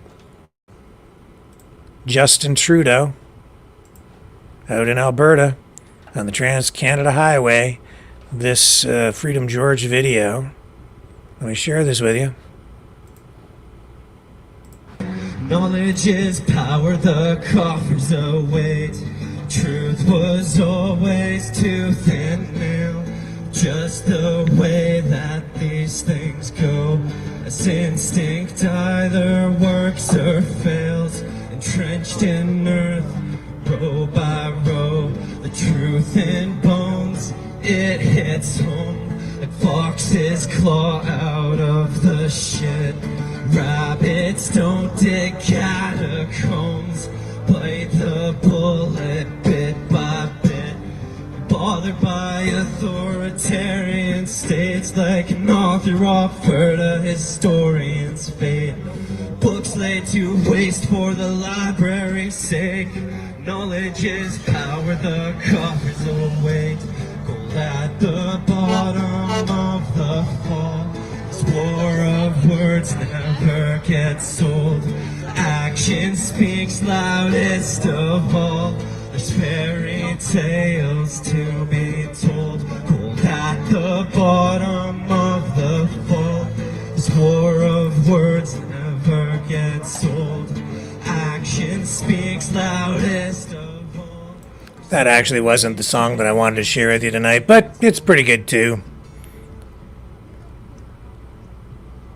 So, folks, with that, I am going to wrap things up here tonight. If you're inclined, you can support the program by donating at maverickdonations.com.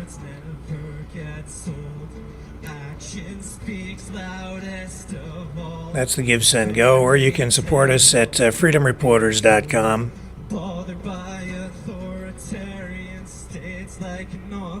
Please like, share, subscribe. If you haven't, if you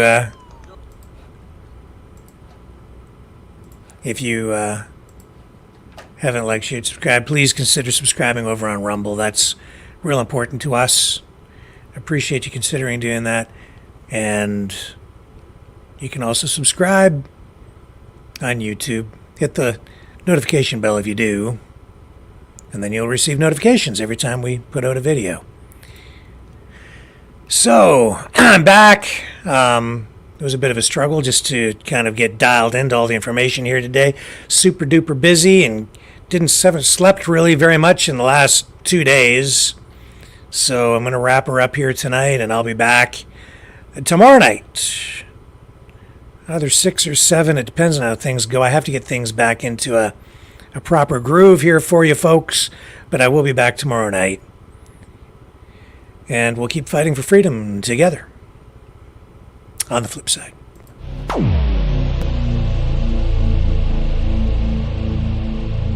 This has been a Maverick Multimedia production.